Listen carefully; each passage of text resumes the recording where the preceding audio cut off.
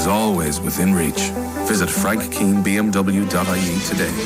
Hi, I'm Brendan Kavanagh, CEO of GDPRcourse.com. GDPR became law on Friday, May 25th. Are you worried that your business, volunteer organisation or club is at risk of being fined? We now run daily accredited GDPR practical implementation courses at our nationwide training facilities. Members of your organisation tasked with GDPR the practical tools to implement and maintain GDPR compliance. Don't get ripped off by expensive consultants. Go to GDPRcourse.com. Are you looking for a great night out? Then look no further than Doyle's Late Night Bar and Club. Home to the very best DJs upstairs playing your favourite sounds all weekends. The best part is it's always free in. So get into Doyle's Late Night Bar on College Street, right opposite Trinity. Make it Doyle's in town every weekend till late. Make your prepaid top-up go further with Air. For just €20, Air gives you unlimited access to YouTube, social networks and messaging. And a further 15 gigs of 4G data. And unlimited calls to any network. And switch today to get €120 free credit. All on Air's super-fast 4G mobile network. Go in store or search Air 20. Air. Let's make possible. Available on Air Simplicity. €120 free credit subject to registration, minimum top-ups and switching your number to Air. For full terms, details and fair usage, see air.ie. If you watch soaps on TV, then you must have a TV licence. It's the law. That's just one of the terms and conditions of life in Ireland. Other terms and conditions may include an unwavering fascination with the unlikely love lives, blackmail, jealousies and will they won't they moral dilemmas of unqualified doctors, publicans and garage owners living here, the East End and everywhere else. Which is basically a way of saying that if you like watching soaps at home or at work on TV, but don't have a TV licence, you're looking at real drama. So get yours at tvlicence.ie or at any post office. Brought to you by the Department of Communications, Climate Action and Environment. Get summer football ready with this exclusive competition at Curry's PC World. Football? I'm afraid so, but there's a 1 in 20 chance of a free TV. So I don't have to watch football? You can watch anything you want. Okay, what do I do? Just buy any TV 55 inches or larger. I'm going to need Daddy for this. He's gonna love it. We've got Ireland's largest range. We'll let him watch the final. Maybe. At Curry's PC World, we help you get it right. Entrance must be 18 or over, ROI only, ends 26th of June, full terms. Curry's PC World, freetv.ie. It's almost 10 a.m. Time to check out Shelbourne Park Greyhound Stadium. One great venue, 4 great nights of racing every week to suit any budget and any occasion. Shelbourne Park Greyhoundstadium.ie. From the Dublin News Centre, this is 98 FM, the sound of the city. At 10, I'm Adrian Finnegan. Good morning. Gardaí are investigating if an alleged sex assault in the South Inner City is linked to the escape of a Cloverhill prisoner. A fugitive fled last week while being detained ahead of a court appearance and remains at large. It's believed detectives are interested in investigating a potential link to a violent attack in the Cork Street area. Herald reporter Robin Schiller says it's one of their lines of inquiry. On Monday night, Gardaí in Kevin Street responded to a call out at an apartment in the Cork Street area. Now quickly emerged that Gardaí identified a man who escaped from Cloverhill prison last week as a chief suspect in this case. Homeless families living in hotels could be moved out when the Pope visits Dublin. More than 600,000 tourists are expected to descend on the city when the Pontiff comes later this summer, but the extra visitors are expected to put pressure on accommodation spaces. Homeless campaigner Father Peter McVerry says it's unacceptable for families to be forced onto the streets. They're not going to get an hotel bedroom anywhere within 100 miles of Dublin, I would imagine, when the Pope comes to visit. So I think it's a frightening scenario. We could easily see families living in Garda stations over that period. 150,000 leaflets are going to be delivered to homes around Dublin to ask if they'd rent a room to a student. DIT, which is behind the move, is reminding homeowners tax breaks are available if they want to let out a spare bedroom. Dr. Brian Gormley is head of campus life at DIT. There is a shortage of rental accommodation, and the daft.ie rental survey showed that the number of available rental houses was at its slowest ever. So this is one approach we're taking, and then we also have some purpose-built student accommodation in the area as well. And we could be in for a legitimate heatwave next week. Met Éireann says it looks like the warmest weather of the year is on the way, reaching the high 20s from Monday. Forecaster Liz Walsh says a heatwave is 5 consecutive days of unusually warm weather, and she isn't ruling that out. At this stage, it's still a little too far out to say with full certainty that will happen, but indications are good. And you're up to date on 98. 98 FM and offtheball.com. with Captain America's Cookhouse and Bar. Great food, kick-ass cocktails and rockin' music. Keith Andrews believes Spain are the team to beat at the World Cup. Their build-up overshadowed by the sacking of their manager on the eve of the tournament. Ahead of their next game today, they drew 3-3 with Portugal in their opening match, and the former Ireland international believes they're amongst the strongest side in the tournament. I thought they were outstanding in the second half in particular. I thought it was a masterclass in terms of them back to their best, doing what they do. Phenomenal. And with Costa up front, I think... Do you remember when he first started to get integrated into that Spanish squad? It was a bit of a... It's a sort of yeah. And I still think he's on a different wavelength to all the other maestros that they have playing behind that. Russia likely to be the first team to book their place in the knockout stage of the competition. They defeated Egypt 3-1 to make it 2 wins from 2 in Group A.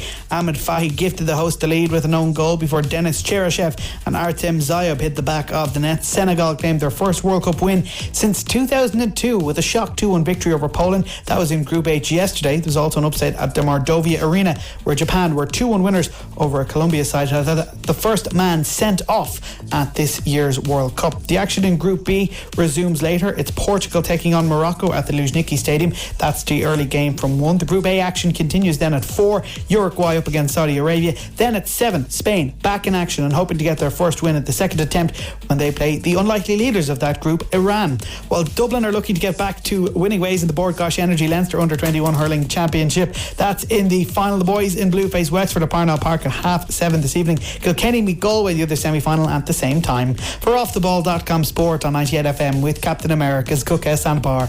Great food, kick-ass cocktail and rockin' music. I'm Darren Cleary. 98 FM weather with Videodoc. Feeling under the weather? Download the Videodoc app. Videodoc.ie. Cloudy with some drizzle this morning, but it should be drier and brighter later. Top temperatures of 18 degrees. Right now it's 13. 98 FM's Big Breakfast with Cooper and Luke. Back tomorrow morning from 6, only on 98 FM.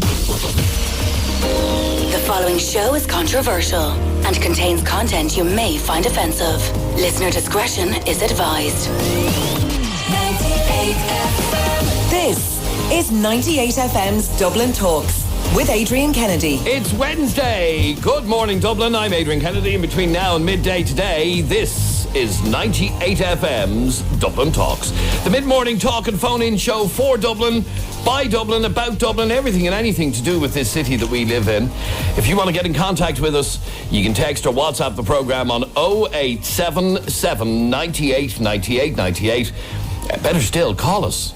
You know, the old-fashioned way. You pick up the phone and you dial the number 016797981, and Katie is ready, willing and able to take your call right now on 6797981. Here's what you can expect on this morning's Dublin Talks. In just a moment, O'Connell Street is only known for fast food joints and crime, according to one group. Also, Friday, I'm looking forward to Friday because it's a very special day at work. Now, I don't know how well it's going to go down in this company. In fact, I don't know how well it's going to go down in many companies. We will explain why Friday is such a special day at work for a certain group of people. Not for everybody, but for a certain group of people. And I want to find out if it would apply to you. You may have heard in the news over the last couple of days that Prince Harry and his new Mrs. Meghan Markle are to visit Dublin next month. They're planning to go to Guinness's and planning to go to Trinity College and, you know, do the usual touristy things in Dublin. Well, one group isn't happy. They're going to be protesting against Harry and Meghan visiting. We're going to find out why a little bit later on. And, I want to talk about this a little bit later on. One of the senior civil servants in the Department of Finance has said that people who have bus passes should not be allowed to use them during peak hours. So if you're a senior citizen and you have a bus pass, or if you're somebody on disability benefit and you have a bus pass, you shouldn't be allowed to use it between 7 and 10 in the morning and 4 and 7 in the evening. And I want to know how that would affect your life. We have a busy show. Between now and midday today, this is 98 FM's Dublin Talks. I'm Adrian Kennedy, and this is our show producer, Jeremy Dixon. I have to say, it's real World Cup fever at the moment, isn't it? Are you enjoying the World Cup? I am. I feel sorry for widows, though. For widows? For widows. Football widows. Do they exist anymore? A football widow, of course, a football widow. Well, the reason I asked that question is because myself and my missus were watching the Russia-Egypt match last night. Is she a widow? Is she not a widow? No. Okay. Yeah, we were watching the Russia-Egypt match last night. Yeah. And when Egypt got a great goal, she was delighted for them. They got a great goal. Only problem is they got the great goal into the wrong net. In their own goal. They did, yes. What a tragic own goal that was. But anyway, my missus, it was being replayed, and she said, "Oh, why? What's the problem with that?" I said, "It's the opposite end of the pitch. They should be banging the ball in." Why are you mansplaining to your wife? Well, why are you talking? She didn't cop it. That's the point I'm making. Why? Because she's a woman. You don't think women can understand football? No, she didn't get the. They were all going, "Oh my god, oh my god," and she was like, "Why? What's wrong with that goal? It was a good goal." It was a good goal. Anyway, to answer your question, actually, if there is a football widow listening to, for those of you who don't know what a football widow is, by the way, it's a woman whose man is mad into football. Could it not be the other way around? A football widower? No, it doesn't happen. No. Maybe it does. What, where the woman's mad into football and the man isn't? No, what woman would marry a man who's not into football? No. That's not a man. Yeah, in fact, I can't understand men who have no interest at all in football. That's not a man at all. If you're not into sport, you're not a real man. Yeah. Anyway, are you a woman who, for the next 3 weeks, is completely isolated and cut off from your husband because he's completely into football? Like, I've always wondered, when you look at the World Cup, yes, at the moment, and you have people from Mexico who travelled to Russia. Yep. How understanding are their wives? Oh, that they can just say, "See ya." So what's his name? Jose turns around and say, "Hey, well, Mexico, I've qualified for the World Cup in Russia. I'm going to Russia for a month. I'll see you in a month's time. You look after the children." And off he goes. And off Juan, or whatever his name is, goes to Russia for a month. And his wife just goes, no problem, Juan. You'll come back in a month. You have good time. Okay, she's not from Thailand. She's from Mexico. But you get the point I'm trying to make. Who are these people? Are you a football widow or widower? If such a thing exists. Text or WhatsApp us 0877 98 98 98. In other words, do you live in a house where your husband is just mad into the football, and for the next month, like my wife went mad the other night. They cancelled Coronation Street because of the World Cup. She went mad. And? What's the big deal? But she's so upset because Coronation Street is on at different times now because of the World Cup. Tough. What? Oh, that's what you say. Tough. Yeah, tough. Yes, if you are a woman whose husband is mad into football and you've no interest in football, text or WhatsApp us 0877 98 98 98. Who's your favourite team to watch so far? I like Mexico, I have to say. I know Spain last week. Spain Portugal as well. A cracking match, really was.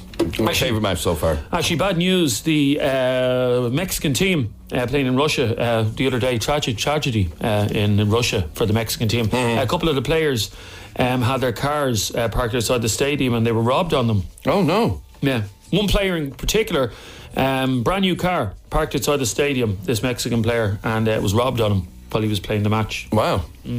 Poor old Carlos. What was his name? Carlos. Yeah.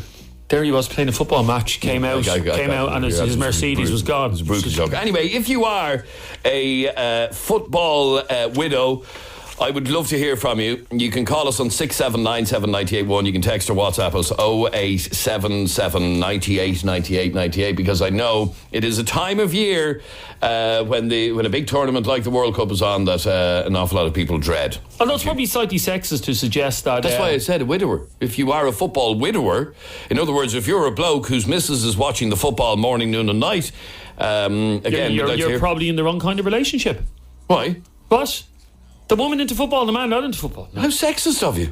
It's not sexist. It is. No, it's not. Now, our main street, if there is such a thing in Dublin. There is. It's called O'Connell Street. Oh, yeah. Our main street in Dublin is, of course, O'Connell Street. It's a big, wide thoroughfare which stretches from the Liffey all the way up to Parnell Street. Sorry for interrupting you. I have to stop you there. Yes, go on. Sometimes you say things, Adrian, on the air, and I go, that's ridiculous. That can't be true.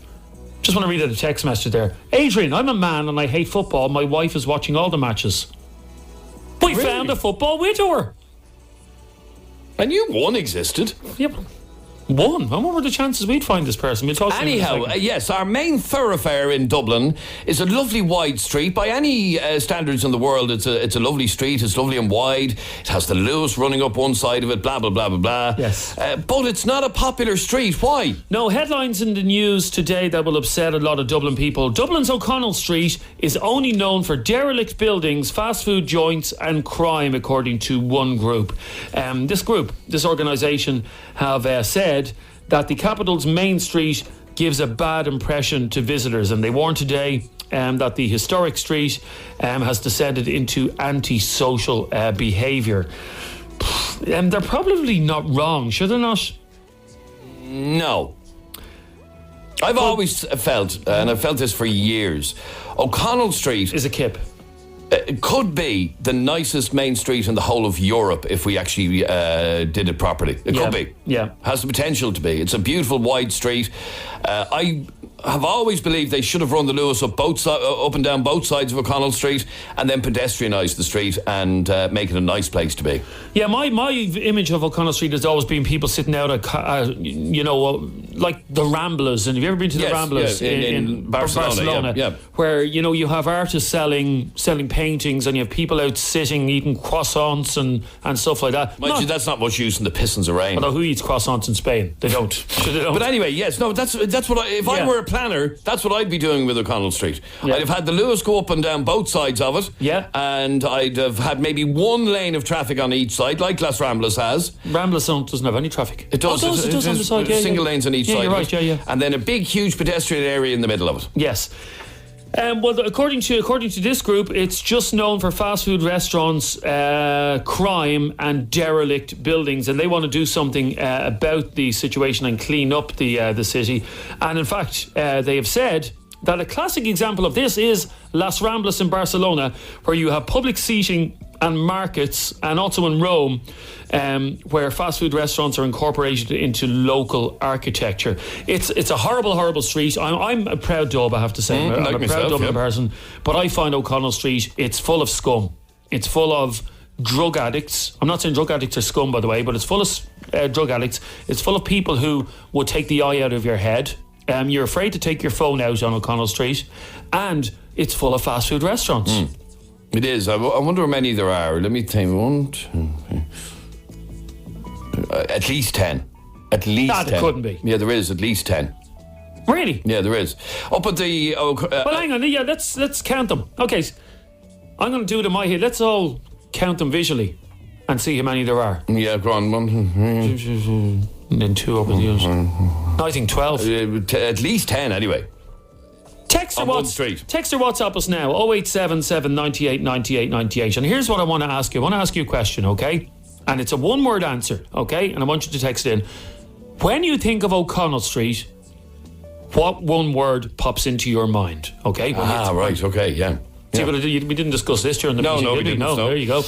When you think of O'Connell Street, what one word pops into your mind? Just text that word right now. So I'm going to say it. And the word that pops into your head, text it straight away to 0877 98 98 98. You ready, Adrian? Let's do the game. Yeah, go on, go. O'Connell Street, go. Big. That's the word that comes into my head, because it is big. Oh, my God.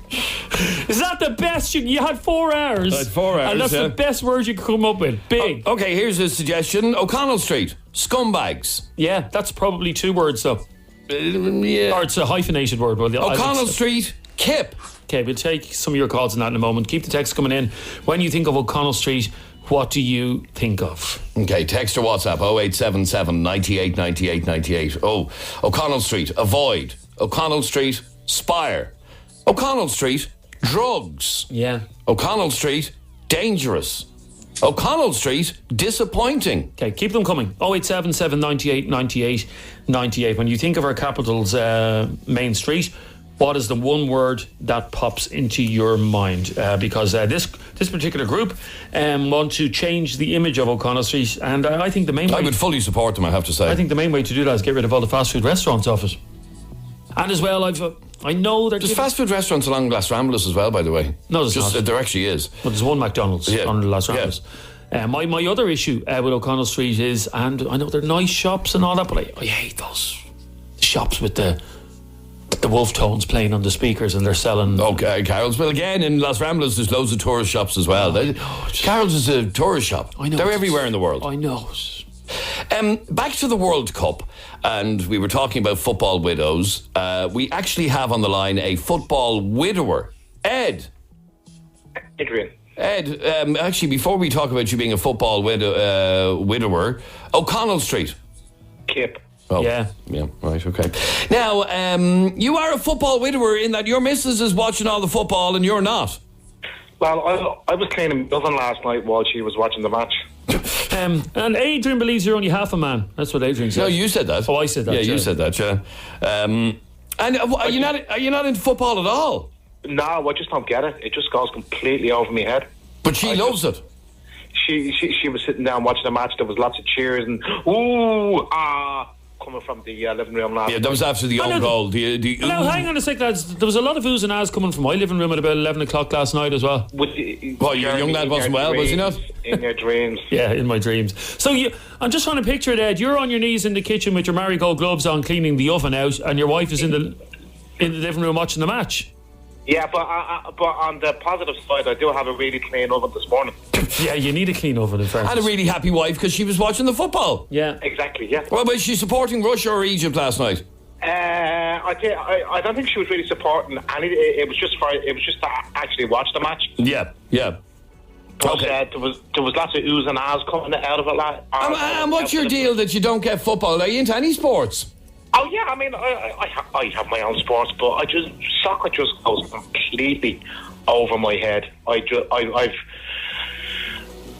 just no interest. I don't get it. I don't get the game. It's bizarre to me. So just give me an idea then. I'd rather watch paint dry.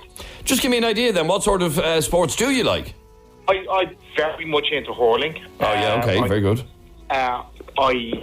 I would be a boxing fan. I would be a rugby fan, but soccer I just don't get. You're not into Gaelic football? No. No? No. Oh, this is the best game ever. What about beach volleyball? The women's beach volleyball team, yeah. Isn't it a beautiful game to watch? It's a magnificent game to watch. I don't want to sound like a pervert because I'm the furthest thing from a pervert there is. Like if there's a pervert, Adrian, I'm not him, okay? Right, yeah. But have you ever watched a game of women's volleyball, beach volleyball? It has to be beach volleyball, by the way. Have you ever watched it? No. Explain it to my learned friend Adrian there, what it's like. It's a gift from God. It's actually, Google a picture of it, Adrian. I don't want to know. Oh no, you do. Because then I'll be a pervert. But it's a gift from God. It is, isn't it? Yeah. It's just amazing to see the gameplay. They just had to bang the ball over the net. It's beautiful, Adrian. It's beautiful. Good luck, Ed. Thank you. He is a football widower. Aideen, you are a football widow. I am. Now, sorry to hear that. My commiserations. What do you say to a widow? My condolence. My condolences. yes. Our sympathies are with you. Yeah. So come on, your fella has actually taken a week off work. Yeah, two of them. Him and his friend taking a week off work. They've set up they've 3 TVs between them. Right. 2 Xboxes. There's a match on one TV and the Xboxes on the other 2 so they can play in between the matches. Now, I know yesterday afternoon the Japan match... what age are they? 15? 28. Now, yesterday the Japan match was on at lunchtime. Are you telling me that he was watching the match at lunchtime yesterday? Oh, yeah.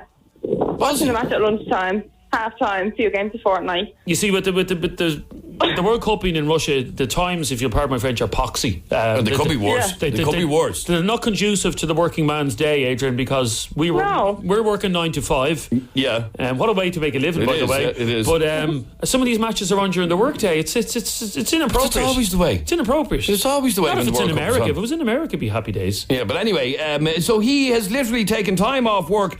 And what happens? Is he supporting any particular team? No, just enjoying all the football. And I can ask you a question, Aideen. You don't have to answer this. Okay. Is Aideen going to get any loving in the next 3 weeks? Oh, well, he's home at 10 o'clock every night, so... Just the matches are over by then. Yeah, but basically what he's doing is he's using you like a piece of meat, Aideen. You know, what are you getting at? He's watching the football, he's getting his thrills with his mates, and then as soon as the football's over, he's like, okay, Adrian, hop on board, I'm ready now, I'm ready. Well, not quite that, no. Okay, but, it's a bit more romantic than that. Oh, stop. Now, come here, just as a by the way question, Nadine. O'Connell Street. O'Connell Street. Yeah. In one word. In one word, sum it up. What do you think of O'Connell Street? No, that's a good one. Yeah. What? Bit dead. Bit dead. Okay, very good. Well, no, on certain days, O'Connell Street is like The Walking Dead. Yes, there are. Yes. I have seen that myself. Yeah. Thanks, Aideen. Okay. Bye. Enjoy the next couple of weeks of football and whatever. There's an Eddie Rockets there. So is that 13? I don't know. If somebody can I've count them lost in their count. head. How many fast food restaurants are there between the Daniel O'Connell statue and Parnell Street? Oh, they're after opening the Chinese beside the old Carlton Cinema as well. 14. That's what I'm guessing. Dave, you're on 98 FM. How are you, Dave? I'm not too bad. How are you, lads? Good. Dave, O'Connell Street. Yes. Give me one word. Clearys. Oh, it's gone now. The building formerly known as... Good God. Dave. Sorry for a second, hold Sorry, on. Dave, yeah. What sort of a ringtone is that? I don't know, a very sexy one. Dave, the 90s rang. They want the ringtone back. Remember those ringtones you can make on the phone yourself? Remember you can design your own ringtone? Or remember the ads that were on the telly? Get your ringtones now for only 2 yo-yos. Ring 1550. Get your ringtones.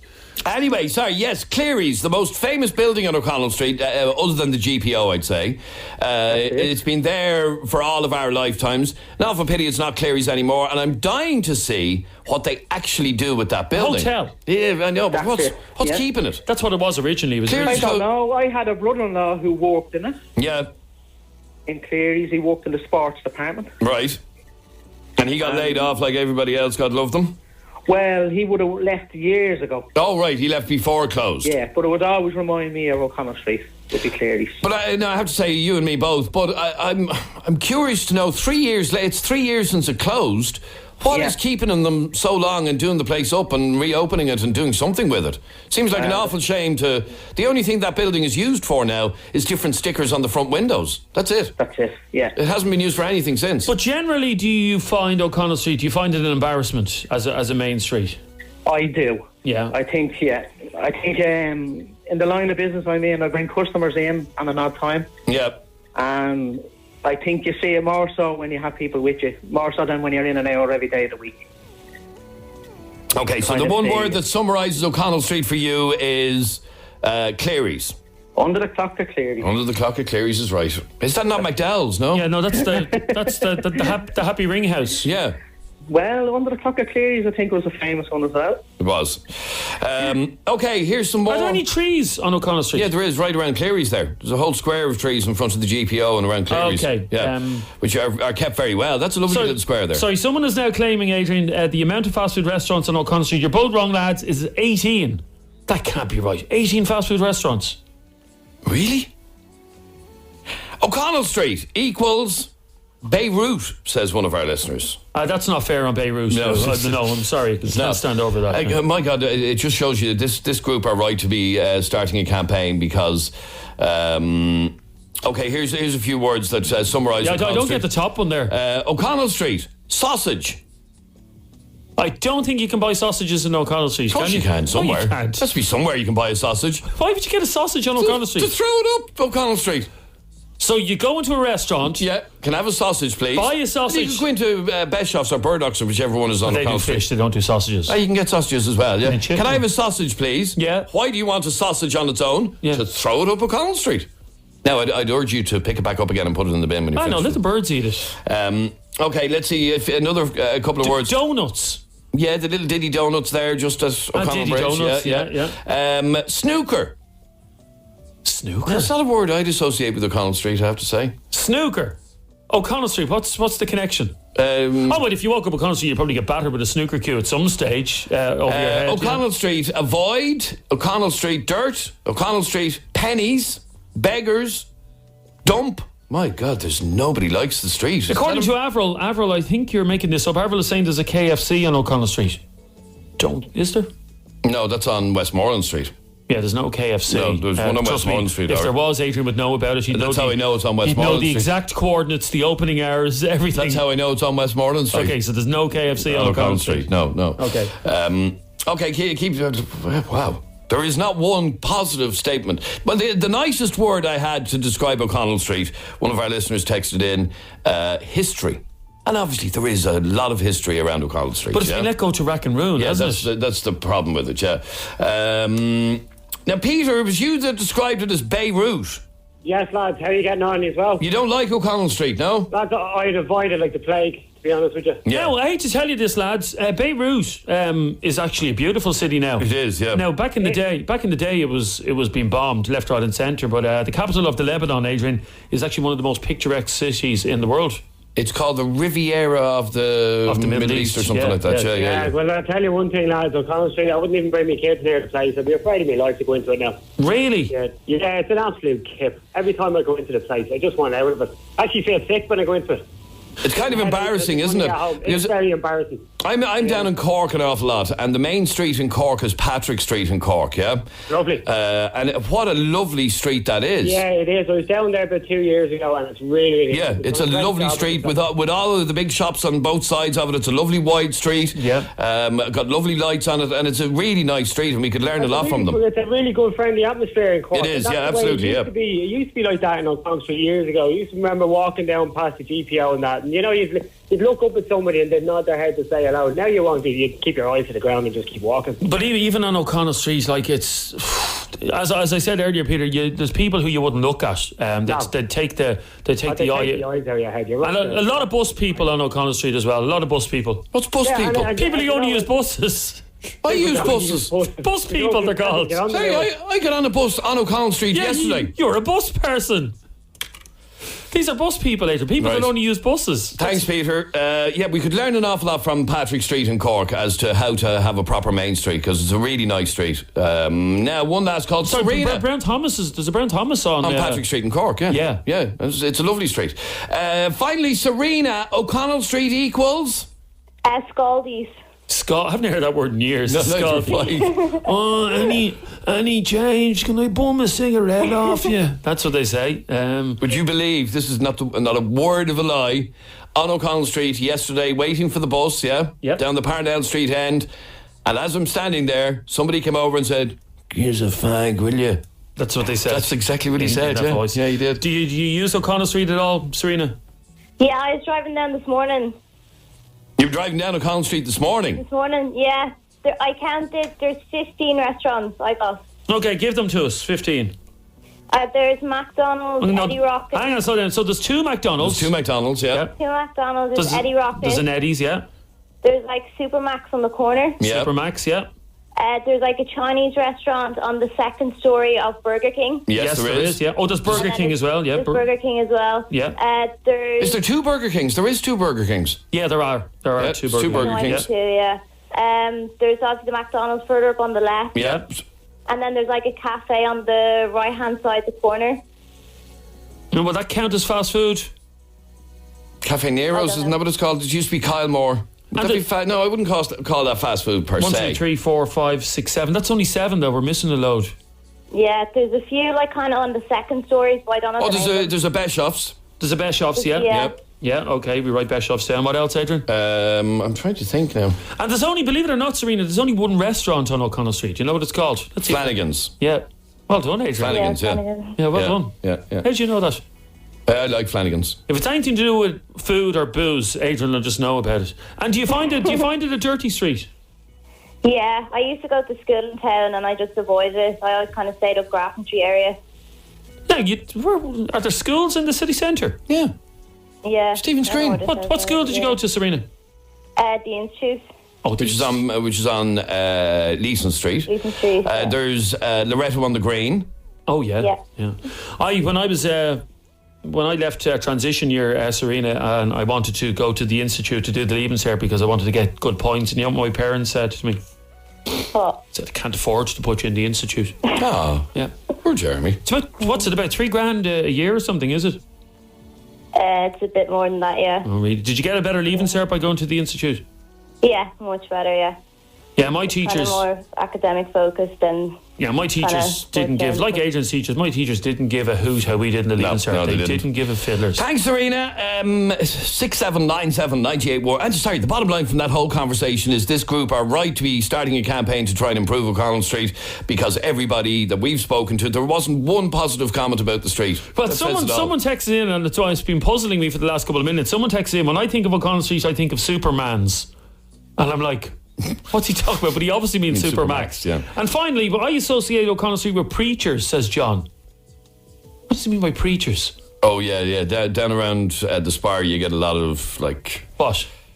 People standing there with placards and speakers and preaching the word of the Lord. 50% off wedding rings and like the owls. Preaching the word of the Lord and all that. You do not, do you? You do, yeah. Get them on the show. You've seen them. No, I haven't. Yes, you have. Oh, your man on Capel Street. Yeah. Join me. Yeah. Join the Lord. Repent. A quick break, and on the way in just a moment, woof, woof. Going to be talking about our dogs for a particular reason. The sound of the city. 98 FM's Dublin Talks. This weekend at 98 FM, we're getting you ready for Dublin Pride. As a week of festival celebrations begin, make 98 FM the soundtrack to your pride. Find out all you need to know on 98fm.com as we count down to the Dublin Pride Parade on June 30th. Your official radio station for Dublin Pride 2018. With Ulster Bank. Help for what matters. 98 FM.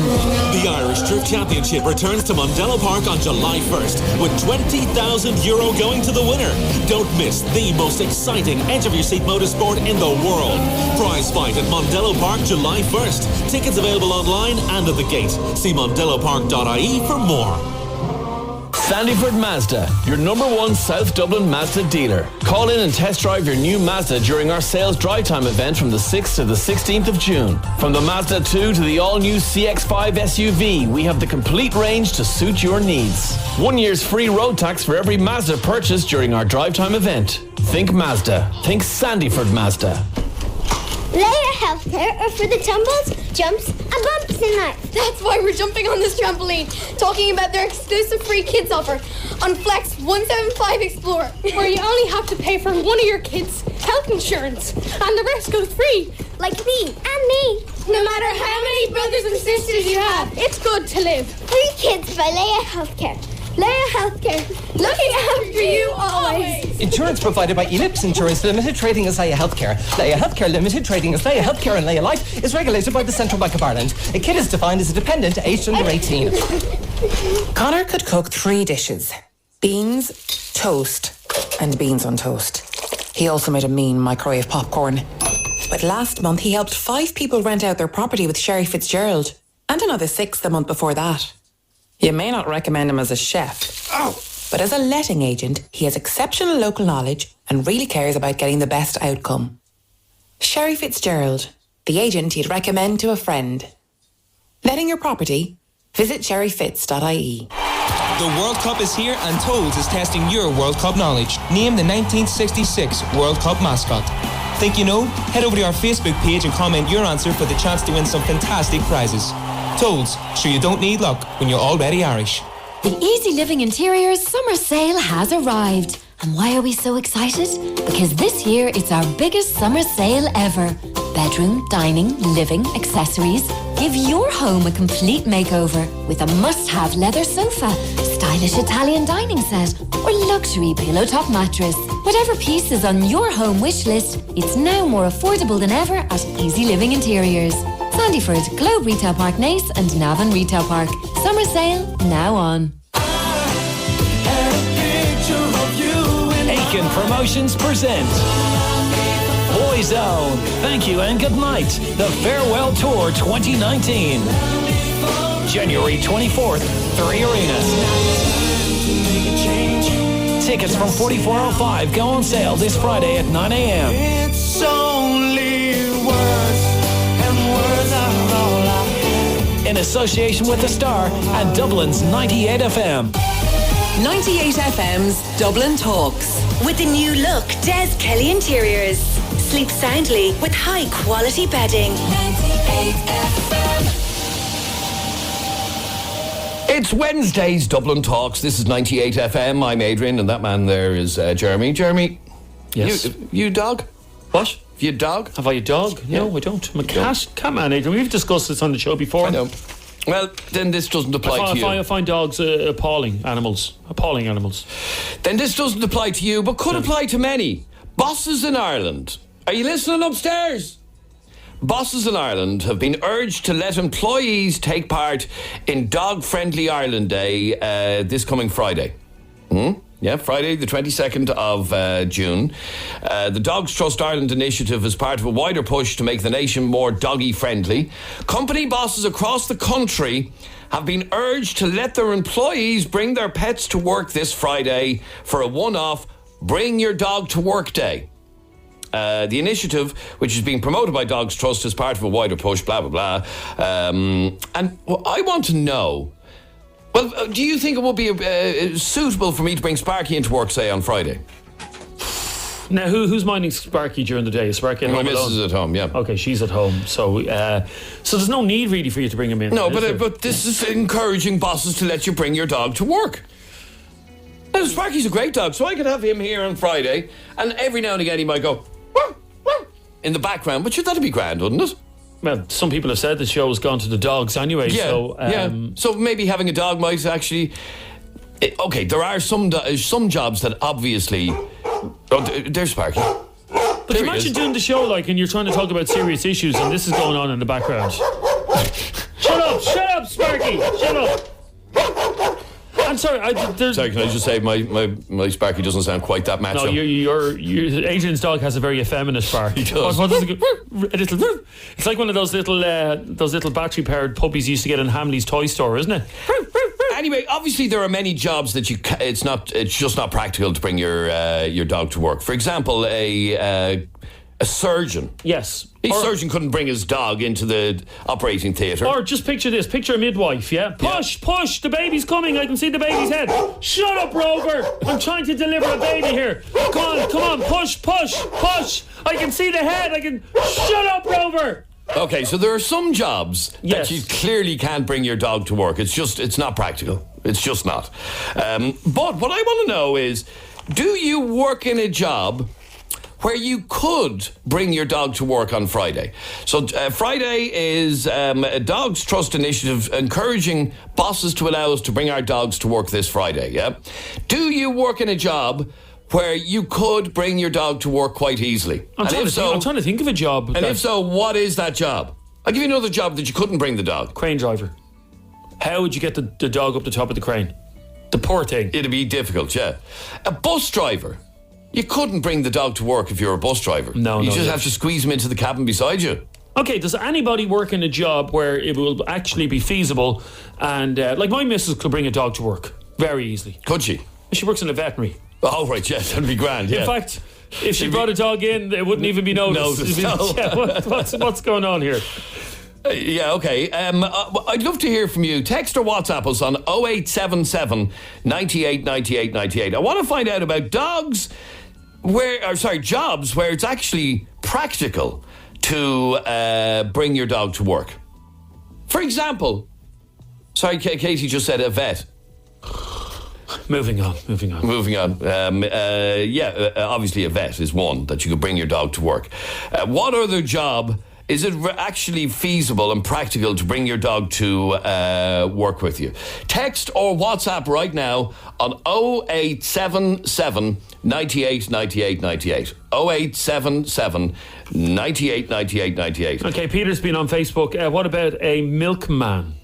Yeah, he could. Do milkmen exist anymore? Yeah, of course they do. I only got milk last night. Really? Yeah. So your milkman arrives at night? Yeah, he arrived What is bizarre? No, about 6 o'clock in the evening he delivers, yeah. Really? Yeah. But who needs milk at 6 in the evening? You put it in the fridge and then it's there for the morning. Bizarre. Anyway, what job is it practical to bring what job is it practical to bring your dog to work? A milkman is a good example, actually, because you just bring the dog in the van with you. Yeah, okay, so we'll give you a milkman. So we'll give you a milkman. What else? What other sorts of jobs is it practical to bring your dog to work with you? I just asked my boss, and I was told, no, I can't bring my dog to work. I work in a creche, says that person. Well, I can understand. You don't want to have to ring Mrs. O'Brien and say your child was mauled by a pit bull in work today, do you? No, not really, no. How are you, Mrs. O'Brien? I've bad news for you. Your child was just mauled by a pit bull. What was a pit bull doing in the creche? Well, it's bring a dog to work day. Now, Rog, you could bring your dog to work. Yeah, I can. Okay, what sort of work do you do? I have my own phone shop in Drumcondra. You have your own? Phone shop. Oh, phone shop. Is it like one of those phone repair shops, is it? Yeah. Oh, very good. Whereabouts in Drumcondra? It's near Finnegan's. Oh, near Finnegan's. All right, very good. And it would be quite practical for you to bring the dog to work. Have you got a dog? Yeah, I have little Jack and a pug. Oh, very good. A Yeah. jug. And a jug, yeah, I've one of them as well. And will you bring the dog to work, or do you ever bring the dog to work? You will believe it. People love it. People love when you have the dog sitting on the floor there and work. Yeah. Loads of people just come in the shop to see him. Isn't that nice? So you actually do bring the dog regularly?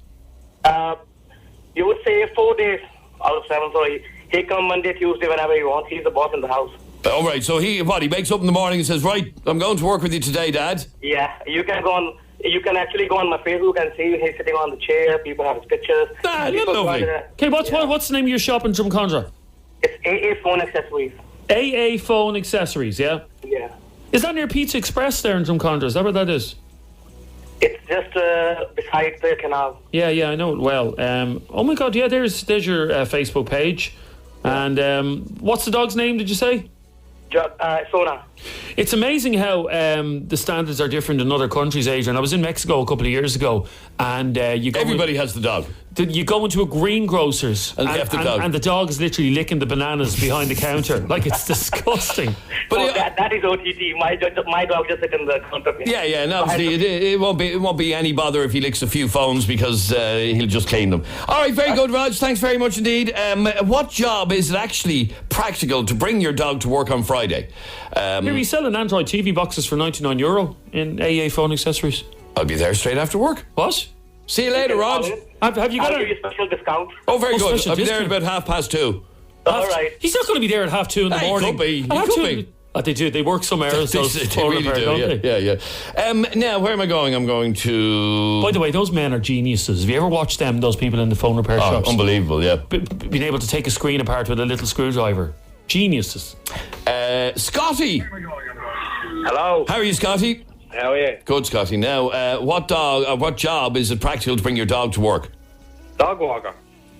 Well, obviously. Yeah. Obviously. Yeah, a dog walker. walker. Well, you ask questions, right? I'll give you the answer. Yeah, okay. No, that's Do you know any dog walkers? I don't know. I see them every day. Yeah, no, I see them every day as well, actually. Then they could just be people walking their dogs. You know what I mean? It couldn't. You can kind of tell the difference, though, between a dog walker and if somebody's making money out of it, and somebody out for a stroll with their dog. They, I don't know, they have a different look about them. But there's a company. They have 7 dogs. Yeah, exactly. There's a few companies in Dublin now, Scotty. I've never understood this. Who will walk your dog for you? I'm sorry. Don't get a dog if you can't afford to walk the dog yourself. How lazy it is. You're paying somebody to do it for you, though. No, it's It'd be ridiculous. safe to bring a dog there if you're a sled driver in the North Pole.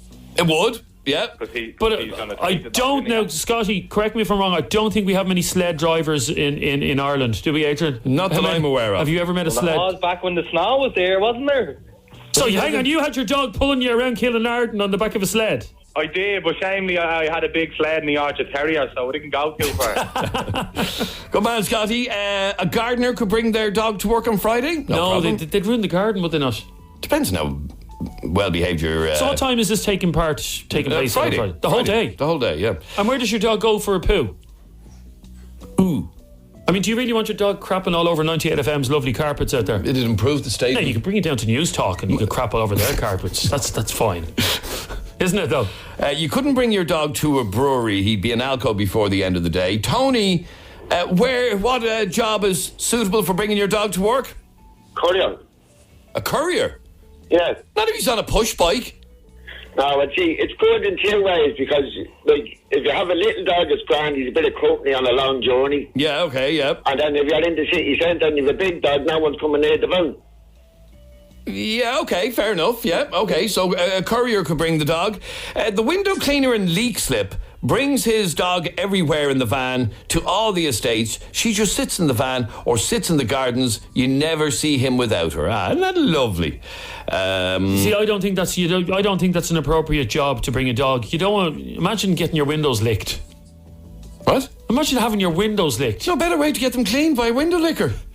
No, so hang on. You pay this man to clean your windows, and the dog licks the windows, so they're spotless. And you have all spit and saliva all over them. No, we bring our 2 dogs to work sometimes. We run a surf house, and our guests love it when we what's a surf house? I don't know. They run one. If I had a dog, I could bring it to work. The children I mind would love it. I have 2 beautiful cats.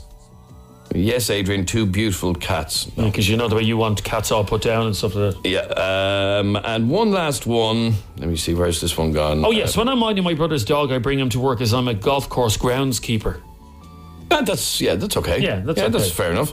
And then one last one. I adore dogs, but don't agree with them bringing them to work, as some people have a fear of dogs. Who has a fear of dogs? Loads of people. I just don't like them. I find them an obtuse animal, I have to say. They just crave your attention. They're always trying to lick you and hump your leg, Adrian. And does your dog try to hump your leg? He used to before we got him. What? Snip, snip. That put an end to that. Because he was humping you all the time. This is 98 FM's Dublin Talks. Prince Harry and Meghan Markle are coming to Dublin next month. Some people aren't happy about it. Why? We'll find out in just a moment. The sound of the city. 98 FM's Dublin Talks. The sound of the city. 98 FM. Catch 98 FM this Saturday. It's Football Mania at the Retail Park Liffey Valley. Join in the fun-packed event for the whole family. Meet Irish soccer legend Packy Bonner. Take part in a penalty shootout and watch the games live on the big screen. The 98 FM Tumblers will be there with great prizes, including shopping vouchers and lots of extra goodies up for grabs. We're live on air from midday this Saturday at the Retail Park Liffey Valley. All over Dublin. 98 FM. There's now more choice than ever in wood flooring at your new look Des Kelly Interiors. And if you need help choosing, just ask our friendly staff. Have you tried Des Kelly Interiors? Hi, I'm David Keeling. There's one worker on our family's farm we simply can't do without. The humble bee. Mother Nature's unsung hero and ours too. You see, our bee-pollinated plants mean consistently better berries. At Keeling's, we know the best growing is in balance with nature. So our bees get their nectar and you enjoy the delicious fruits of their labour. Keeling's, love to grow. Reveal a more youthful you with anti-wrinkle injections at Therapy Clinic. Join thousands of men and women who've been treated by Therapy Clinic's experienced medical team to reveal a fresher, more confident you. For a free consultation, call Therapy Clinic today. Therapy Clinic, love your skin. There have always been many great reasons to choose a Volkswagen, and for 182 we have 3 more. Non-existent rate PCP finance, technology upgrades, and purchase contributions of up to €2,000. Request a quote online or at your authorised Volkswagen retailer.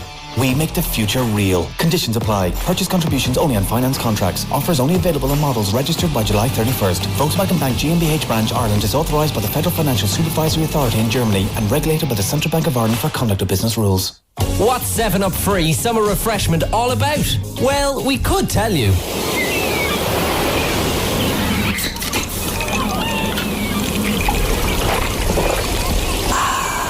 Or we could just do that. Refresh yourself with 7-Up Free this summer. Feels good to be free. And in this crazy life, Michael Bublé. Live at Croke Park. Saturday, July 7th. With special guest Emily Sandé. Tickets from $89.50. Additional charges may apply. The unmistakable Michael Bublé, plus special guest Emily Sandé. Tickets on sale now. I don't know, I'm not in that mindset. I don't have time. Yeah. It's just keep going, and maybe not thinking of those things, whether it's a mental block, I don't know. Yeah, it's probably something we do need to think about. We've never discussed it. Jane, it would be a huge relief. Yeah. To know that you're financially secure in some way, it would be for the benefit of our kids if anything happens to either of us. No one should spend time thinking about the worst things that can happen. That's why VHI has made setting up life insurance simple. Search VHI Life and get a quick quote, or call us on 1890 444444. VHI Healthcare DAC trading as VHI Healthcare is regulated by the Central Bank of Ireland and is tied to Zurich Life Assurance PLC for VHI Life Term Insurance. Hi, I'm Brendan Kavanagh, CEO of GDPRcourse.com. GDPR became law on Friday, May 25th. Are you worried that your business, volunteer organisation or club is at risk of being fined? We now run daily accredited GDPR practical implementation courses at our nationwide training facilities. This course gives members of your organisation tasked with GDPR the practical tools to implement and maintain GDPR compliance. Don't get ripped off by expensive consultants. Go to gdprcourse.com. 98 FM's Dublin Talks. With the new look Des Kelly Interiors. For even more choice in wood flooring. 98 FM. I'm Adrian Kennedy, and this is 98 FM's Dublin Talks. Now, there was a lot of talk in the news the other day about the planned visit next month by Britain's Prince Harry and his new wife, former American actress Meghan Markle. They'll arrive into Dublin in July with a group calling themselves Anti-Imperialist Action Ireland, who are against anything royal related, are to stage a protest in Dublin in 2 weeks, around the 10th of July. The protest will take place outside the GPO and is called Dublin Stands Against English Royal Visits. They're protesting against the visit of Harry and Meghan. Irish Socialist Republicans will take to the streets to oppose the Brit imperialists. We're going to try and find out why. 6797 981 is our telephone number. You can text or WhatsApp us 0877 98 98 98. Seamus Kelly is the spokesperson for Anti-Imperialist Action Ireland. Seamus, welcome to 98 FM. Good morning, Adrian. Good morning, Seamus. How are you? Not too bad at all. Seamus, what's the problem with Harry and Meghan visiting Dublin? Well, what we have to, from our perspective as Anti-Imperialist Action Ireland, what we need to do when talking about royal visits is cut under what's been created since 2011 as a celebrity culture around the English royal family in Ireland and ask why do they want to visit Ireland? What is the political motivation for this? Because it's a beautiful country. And what we would argue, it is, but more so than that, this is about normalising the ongoing British occupation of the 6 counties. Okay. There have been repeated visits since Elizabeth Winder's visit in Dublin and Ireland and Cork in 2011. Charles Winder has been here 4 times, I think, out of the last 5 years. Yeah. And Harry and Meghan have already been to the occupied 6 counties and are now coming to Dublin. And this is all very much part of a normalisation agenda. It's a wider agenda, not just including the royals, but including other British imperialists, such as the Red Arrows will be appearing at Bray Air Show in July also. And there's singers currently touring Ireland that are styling themselves as a sweetheart of England's Marines. They'll be singing at the Armed Forces Parade in the occupied 6 counties. So this is a much wider strategy of normalisation that needs to be challenged. Okay, now, our relationship with our nearest neighbour has improved dramatically over the last 20 years since the signing of the Good Friday Agreement. And part of that normalisation is, for example, a state visit by our president to the UK, and similarly a visit by the Queen or other members of the royal family to the Republic. What's the big deal? Well, I think, first of all, when you say it has improved, I'd have to ask who for and what you mean by those improvements, because just because there's an absence of a conflict does not mean that there's a normal relationship. Britain is still very much an imperialist power and views Ireland as very much part of its imperialist strategy. Ireland is a key location for Britain.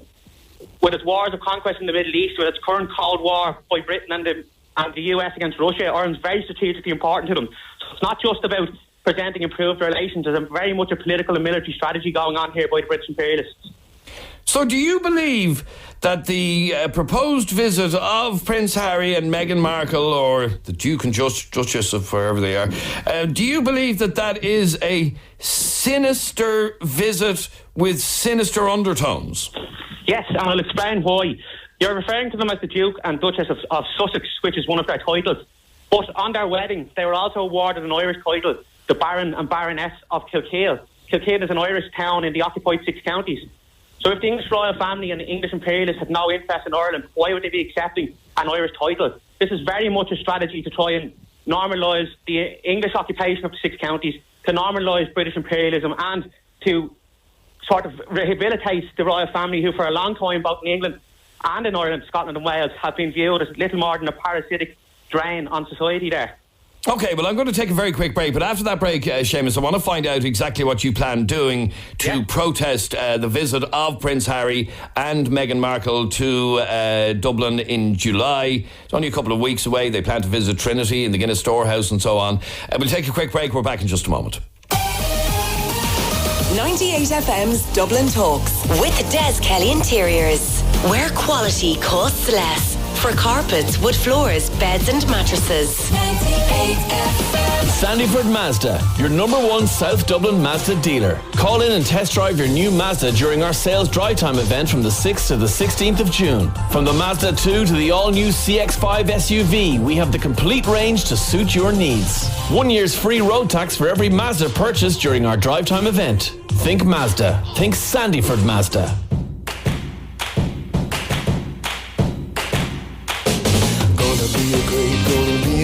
Gonna be a great flamer. Easy Living Furniture's annual summer sale is now on in our Airside, Blanchardstown and Fonthill stores. We have massive savings on all our sofas. That's right, massive savings on all our sofas for this weekend only. Don't miss out. Gonna be a great day. Ain't nothing gonna stand in my way.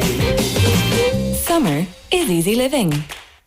At Eason, we're helping you save on back to school with great savings right now on all school textbooks. Simply use your Eason loyalty card and get 10% off at any Eason store nationwide. Or get 10% off plus free delivery at easonschoolbooks.com. But hurry, offer ends soon. Eason, be inspired. Terms and conditions apply. Put the brakes on searching for car insurance yourself. Visit chill.ie and let us do the searching. Get a quick quote today and see how much you could save. Chill Insurance. We'll take it from here. Chill Insurance Limited, trading as Chill Insurance, is regulated by the Central Bank of Ireland. People of Ireland, global brewers are forcing you to drink tasteless lager. It's time for a craft beer revolution. Brewdog's Cinematic Circus is coming to Weston Airport on Saturday, July 7th, and we're bringing fresh craft beer, live entertainment, incredible street food, and a cult movie, The Shining, on Ireland's biggest HD screen. All for just €16. Get your ticket now at brewdog.com/circus. Over 18s, please drink responsibly. See drinkaware.ie. At Centra, we're celebrating summer with fantastic offers across the store. Make mealtimes easy with our everyday favourites mix and match meat range 3 for €10. Selected fresh fruit and veg 3 for €2. And check out great half-price offers in our personal care sale, like selected Dove and Lynx deodorant 150ml, now half price. Centra, live every day. Hello, it's Oasis here, the refreshing fruity drinks brand. We wanted to get you in the mood for an Oasis this lunchtime, so who booked a radio slot? Well, we can't use any visual advertising tricks that guarantee sales, like showing glistening condensation dripping down the neck of the bottle. Or, the bottle.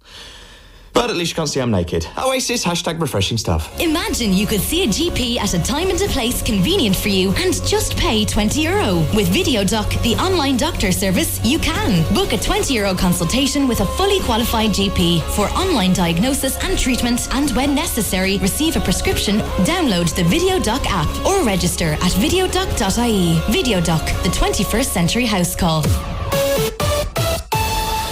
Live and exclusive to Dublin's 98 FM, Monday through Friday between 10 and midday. This is Adrian Kennedy. You're with 98 FM's Dublin Talks. Trish is here with Wednesday's top headlines. Thanks, Adrian. Gardaí are investigating if an alleged sex assault in the South Inner City is linked to the escape of a Cloverhill prisoner. A fugitive fled last week while being detained ahead of a court appearance and remains at large. Detectives searching for the man want to question him in connection with the violent sex assault in the Cork Street area. Homeless families living in hotels could be moved out when the Pope visits Dublin. More than 600,000 tourists are expected here when the Pontiff comes in August, but the extra visitors are expected to put pressure on accommodation in the city.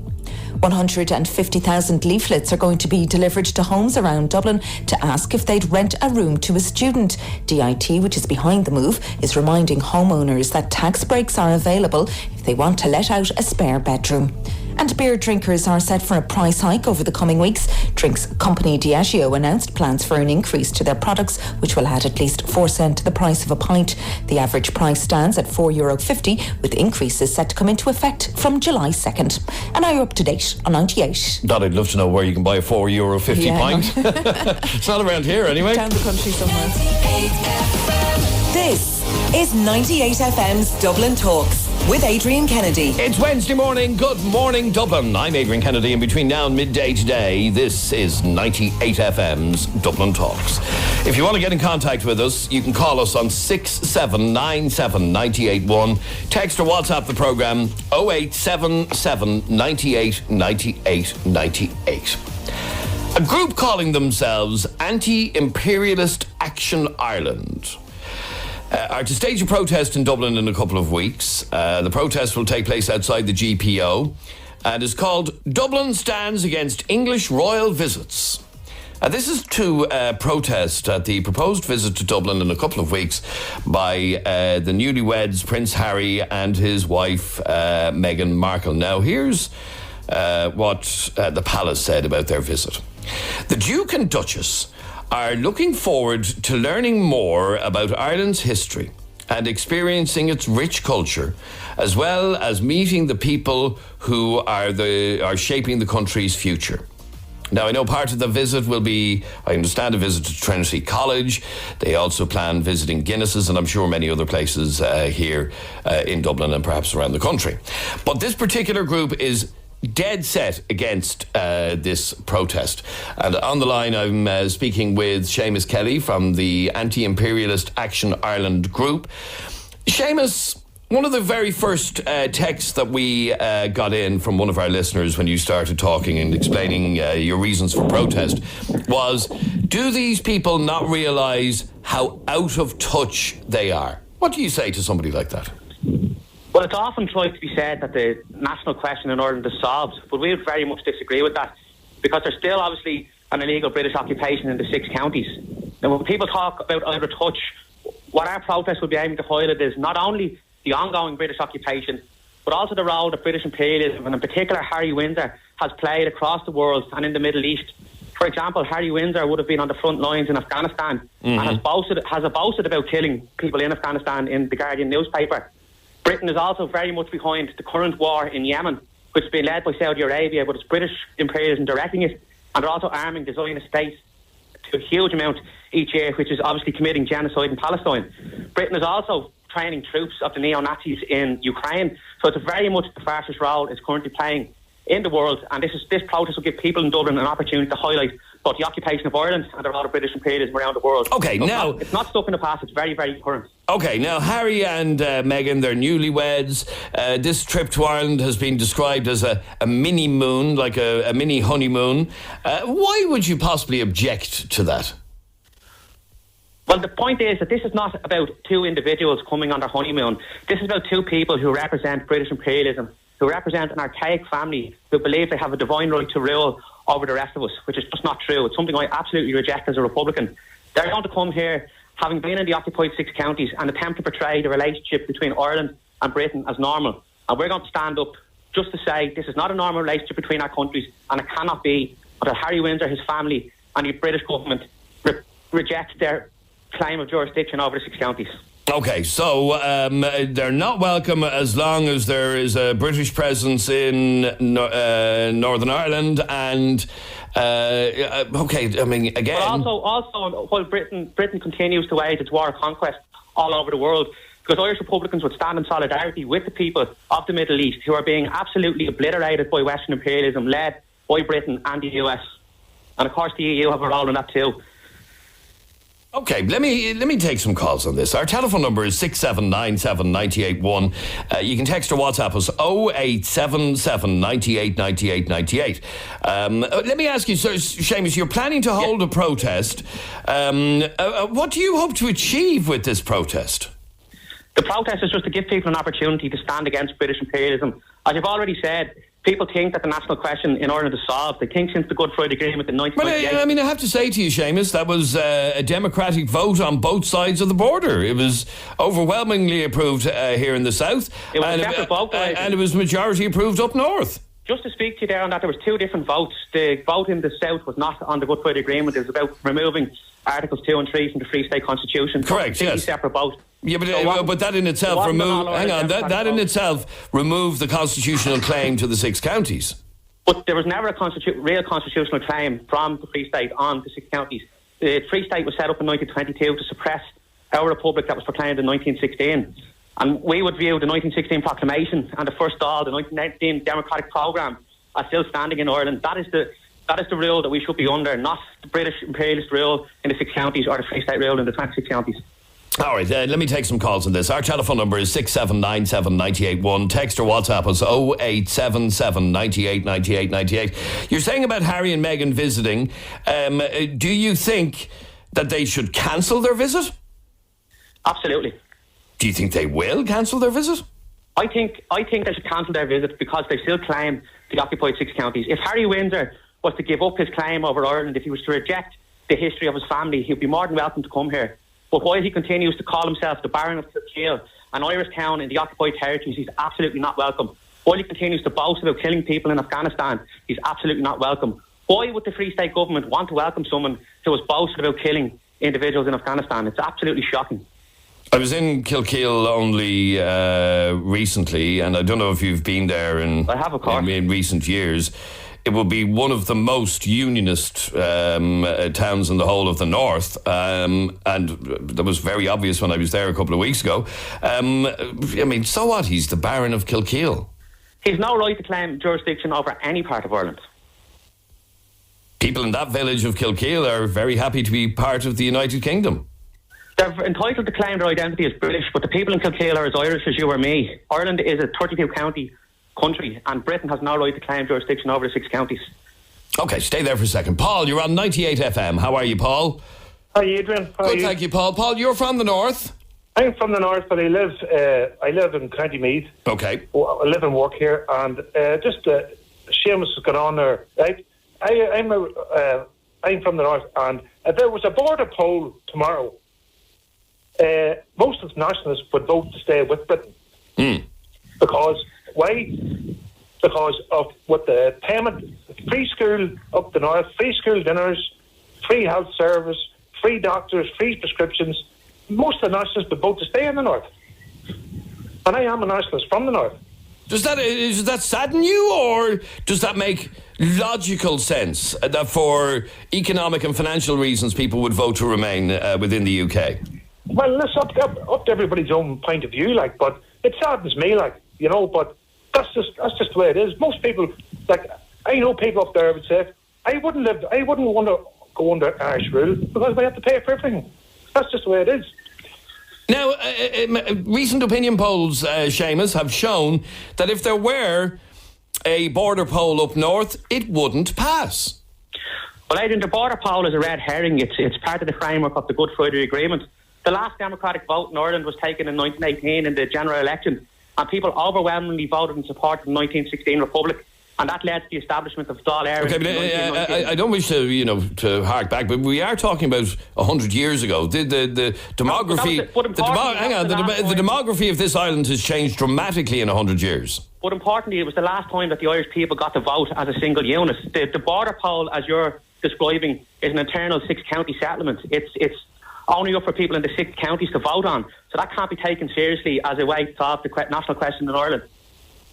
But it is what it is, Seamus. You're not going to change with a protest outside the GPO. You're not going to change the constitutional setup as it stands. It is what it is, and you need to deal in the reality of. Nor do I claim that we would. But what the protest at the GPO is designed to do is to raise the issue that British imperialism continues in Ireland and continues around the world, and to start waking people up to the agenda of normalisation in the country. Because, as I said at the beginning, there's a cultural imperialist move on here to present the British royals as celebrities, and that people will be celebrating them coming here. Okay, but I have to tell you, Seamus, a couple of weeks ago, tens of thousands of women and men here in the Republic watched the royal wedding. Tens of thousands of them.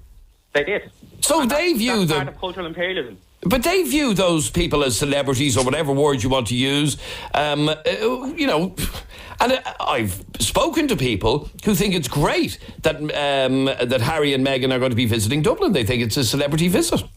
They do think it's a celebrity visit, and that's why our protest is designed to show the truth, to go below the veneer of celebrity culture, below the veneer of cultural imperialism, to show that Britain is still very much an imperialist animal in Ireland, and that Harry Windsor represents all that is wrong and all that is Okay, Paul, as a northerner, does it bother you at all that Harry and Meghan will be visiting Dublin in a couple of weeks? It doesn't bother me at all. I wouldn't go to see them, but it wouldn't bother me. On a protest outside the GPO would make not one bit of difference. Harry and his wife, they don't represent the British government. The British government make the rules. The royal family are just figureheads. It's nothing to do with them. You know what I mean? Would you not accept that, Seamus? I totally accept it's not like Harry has any power to pull Britain out of Northern Ireland. He's no power at all in that regard. Harry Windsor, as I've already explained, has played a key role. I know he was a soldier. I know all that, yeah. So he has very much got crimes to answer for. And as a figure of the British family, the British royal family, he represents all that institution represents. He represents the illegal claim over Ireland. By taking the title, as I've said, Baron of Kilkeel, he's very much showing that he's in favour of continuing the occupation of Ireland. That there is put on him. He didn't ask for it. It's put on him. He could have rejected it, Paul. Of course he could. Look, I was just talking to somebody about this yesterday, all right? On about how many lords, if you protest outside Lord Mount Charles in Slane, look, he's a lord, and he's land. Do you not protest outside his house in Slane? You're right, he shouldn't own any land in Ireland. Pardon? I agree with you, he shouldn't own any land in Ireland. Oh, Lord Mount Charles? Yeah. He owns Slane Castle. Yeah, I know, but it should be taken off him. But it's not taken off him, and there's a Duke, the Duke of Devonshire, I think it is, owns 8,000 acres in County Waterford. Which is absolutely disgraceful.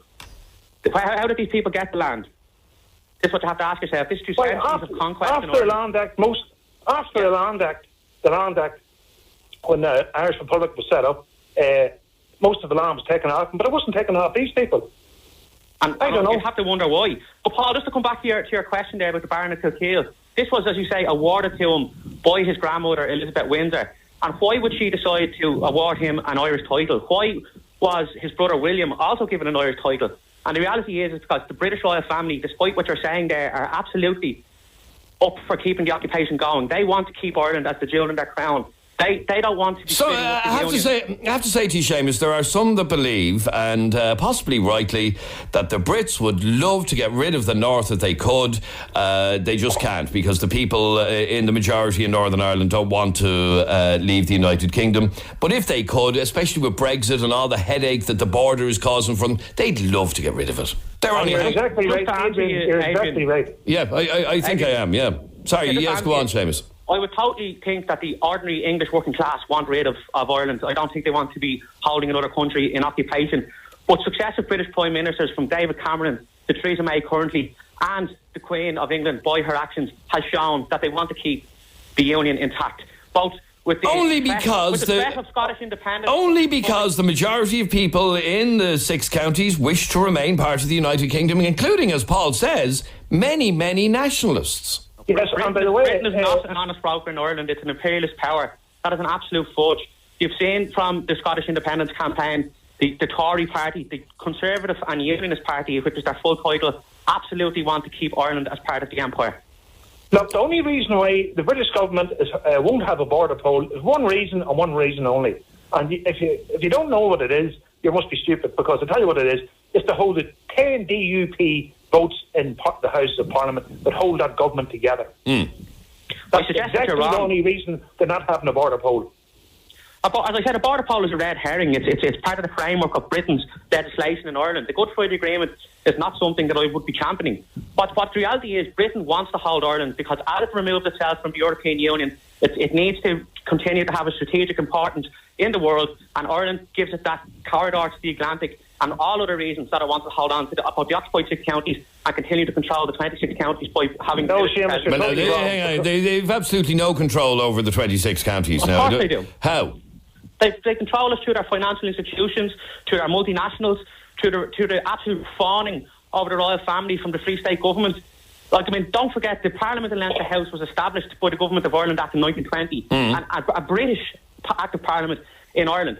Leinster House, the Parliament there is not a sovereign Irish Parliament. It only extends to 26 counties, not to 32 counties, and that's because Britain continues to have influence over all of Ireland. Okay, but Britain we're not even part of the Commonwealth now. We are an independent republic, a constitutional republic that has no hand act or part in the British Commonwealth. We were one of the first former colonies to leave the British Commonwealth. In fact, we're one of the only ones to have left the British Commonwealth. We're not a member of the British Commonwealth, but there is a very close relationship between the elite in the Free State and the British government. Okay, stay there for a second. Jason, you're on 98 FM. How are you, Jason? Hey, Adrian. Good, thanks, Jason. What did you want to say? Well, I kind of agree with Seamus, most of what Seamus is saying, right? Paul there, I'm listening to Paul, right? I know that's Paul. I know that's not Paul. That's Willie Fraser there, because I know his voice. But the fella from the know is not. Yeah, that's Willie Fraser. It wasn't Willie Fraser. Don't be so ridiculous. It wasn't Willie Fraser, for God's sake. Did you know, would Willie Fraser ever describe himself as a northern nationalist? Don't be so stupid. Yeah. Very, very conniving, that man is. Go on, anyway, go on. Adrian, did you know that the Queen Elizabeth was actually bestowing upon Harry Windsor the title of... We've already discussed this, the Baron of Kilkeel. No. Connacht. What? She was giving them a title that was in Connacht. In Connacht? And she changed it at the last minute. They changed it at the last minute and gave them Kilkeel. Before he was getting the Baron and Baroness of Kilkeel, she was giving them a title over Connacht. And they changed it. And that's the mindset of these royals. They still think they own Ireland. They still think Ireland is part of their imperial crown. Do you know what I mean? And it's not. Okay, let's talk about something as plain and simple as a newlywed couple, Harry and Meghan, planning to visit Dublin for a couple of days in July on a mini moon. They called it a little small honeymoon. Let them keep it low key. Do what they like. I'm not. But it won't by the mere nature of who they are. Right. Him being a British prince, her being a Hollywood actress, it's not going to be low key, whether you like it or not. Right. Well, then they shouldn't, because exactly what Seamus said. Prince Charles himself, Commander-in-Chief of the Parachute Regiment. Do you know what I mean? Slaughtered 14 people in there. No, I know all that, but I don't know if you saw. Hang on for 1 second, Jason. I don't know if you saw the welcome that he got in Cork last week. I did. Believe me, they can no longer call us Jack-Ians anymore. Believe me, I did say that welcome. But so what? Brown Thomas flying the Union Jack. Do you know what I mean? You had a problem with that as well, did you? I did. When Barack Obama was here, did you have a problem with the American flag being flown? Well, you see, you're not real. Look, it's not about living in the past. It's about what these people represent. They're destroying Syria at the moment for their oil. That's what they're doing. They're bombing the crap out of people for their oil, right? And the Western media is turning a blind eye to it. What they're doing in Palestine, they're funding Israel. You know, the Balfour Declaration, they allowing Israel to occupy Palestine's land. Do you know what I mean? Slaughtering protesters just because they get too close to a fence. It's what they represent. That's what these people represent. And you think that applies obviously then to Harry because he's a member of that same family? Yeah, Adrian. Yes, Seamus, yes. Just to come in there, that man is making a very good point. One of the other things to talk about is the cost of this royal visit. You've mentioned there that because of who they are, because of what they represent, it cannot be low-key. And this state is in one of the worst housing and homelessness crises that it's ever known since its foundation. Yet there's going to be thousands, if not millions, spent on policing and securing Harry and Meghan while they're here, which is an absolute disgrace. That's coming out of my pocket, out of your pocket, out of everybody listening's pocket. And it's just not acceptable that while the British continue to occupy the north, while they continue to wage their wars of conquest across the world, that we would be paying for them to come here while our own citizens are lying and dying in doorways on the streets. Okay, stay there for a second. Anthony, you're on 98 FM. How are you, Anthony? I'm good, thank you. What did you want to say on this? I think the guys are kind of living a lot in the past. I mean, the royals are looked at quite differently these days, and I mean, they're going on about the Good Friday Agreement, they're going on about the founding of the state, again, 100 years ago. I mean, it's time to start looking to the future and not looking backwards. I mean, England, there are... Well, I know Seamus would say, if I want to look to the future that I see doesn't involve British occupation of the 6 counties. That's the future he wants to see. Yeah. Well, again, they're looking to the past, and you have to be a bit of a realist. I mean, the 6 counties are realistically, they're not going to be handed back. It's time to.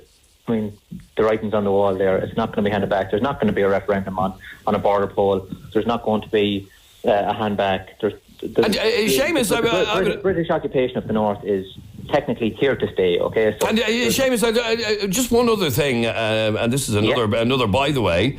I genuinely don't know, with the current, the current economy here in Ireland, I don't know if a lot of people down here in the south would even want the North back at this moment in time.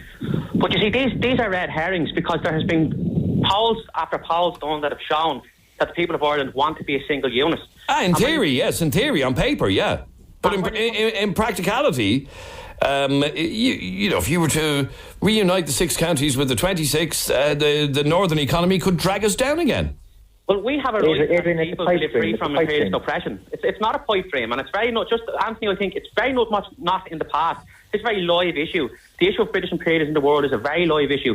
You might think that the question in Ireland is solved. I would disagree with you. But even for what they're doing around the world, as been said already, in Syria, in Yemen, in Palestine, in Iraq and Afghanistan, why would you welcome somebody who believes that they have a divine right to rule from some supernatural power to this country while they're engaged in such activities? Adrian touched on it a few minutes ago, and he said that Harry has no power whatsoever. I mean, he is a state head. He's very much like our Michael D. Higgins, who is going around the world, visiting different countries and trying to get investment for this country. He has no authority, so to speak. But he represents Harry, same with all the other members of the royal family. They don't have any authority. They're not Theresa May. They're a head of state, but they're not head of government. They could not stop you there. That's not Britain quite out of the north of Ireland if they wanted to. That's not quite true, because Elizabeth Windsor has the power to call her Privy Council, and you'll know from the wars in Iraq that she used her power in the Privy Council to sanction that war. Many parliamentarians in Westminster didn't want to go to war, but Elizabeth Windsor made very clear to the government that the option was for war through the Privy Council. So it's an absolute nonsense to say that they do not have power. And it's absolute nonsense to say that they couldn't reject their claim on the occupied 6 counties. Elizabeth Windsor, Harry Windsor, Charles Windsor, any of them can reject the history of their family and come out as a human being and say what's been done in Ireland is wrong, and I reject my claim over it. And that would go a long way to improving relations. There has been much admission that what has happened in Ireland has been wrong by the British government. And I think of, for example, David Cameron and his apology for Bloody Friday, for example. That was only a couple of years ago. So they continue to claim jurisdiction over the 6 counties. So their apology is very hollow until they've renounced their claim in the 6 counties. OK, stay there. Alan, you're on 98 FM. How are you, Alan? How are you doing? How are you, Adrian? What do you want to say on this? I'm just listening to this and I'm laughing. I'm out walking the dog here at the moment and I'm laughing at what I'm listening to. I mean, come on, everybody needs to relax and just take a chill pill. The guy and his wife are coming over to visit Ireland. He's not coming over for any strategic... but it's not a state. It's not a state visit, for example. It is a state visit. It is coming over to visit. He's coming over to visit. Seamus, a state visit involves a head of state. He's not a head of state of any country. It's an official visit, and he will be visiting Michael D. Higgins in Ars and Ucaran. It's been officially announced. That's only been polite. It's not. This is all part of the strategy of normalisation. It's not about being polite. I suppose with Seamus' conspiracy theory there, he'd probably be thinking that the visit that he's going to have to the Guinness storehouse is some kind of takeover bid over Guinness. I mean, come on. Guinness is now on by Diageo anyway, so... look, I mean, this is ridiculous. Organising protests to try to stop the chap coming over at these holiers. I mean, Adrian just said there a while ago about the tens of thousands of people that were watching the wedding from over here in Ireland a couple of weeks ago. Now, I was the one that was over in Mallorca on holidays watching the wedding over there. Ah, yes, I remember talking to you, Alan. I never sent you in the photographs, actually, of the royal wedding party that we had for the previous wedding. But yeah, you were all at... you all had a party for William's wedding. We did. We had a royal wedding party for William's wedding to Kate, yeah. All right, and then for this wedding, you were going to be in Mallorca on your holidays. And sitting on the beach at the bar, watching her on the big screen. On the big screen. Now, I'm sure that makes you feel physically ill, Seamus, does it?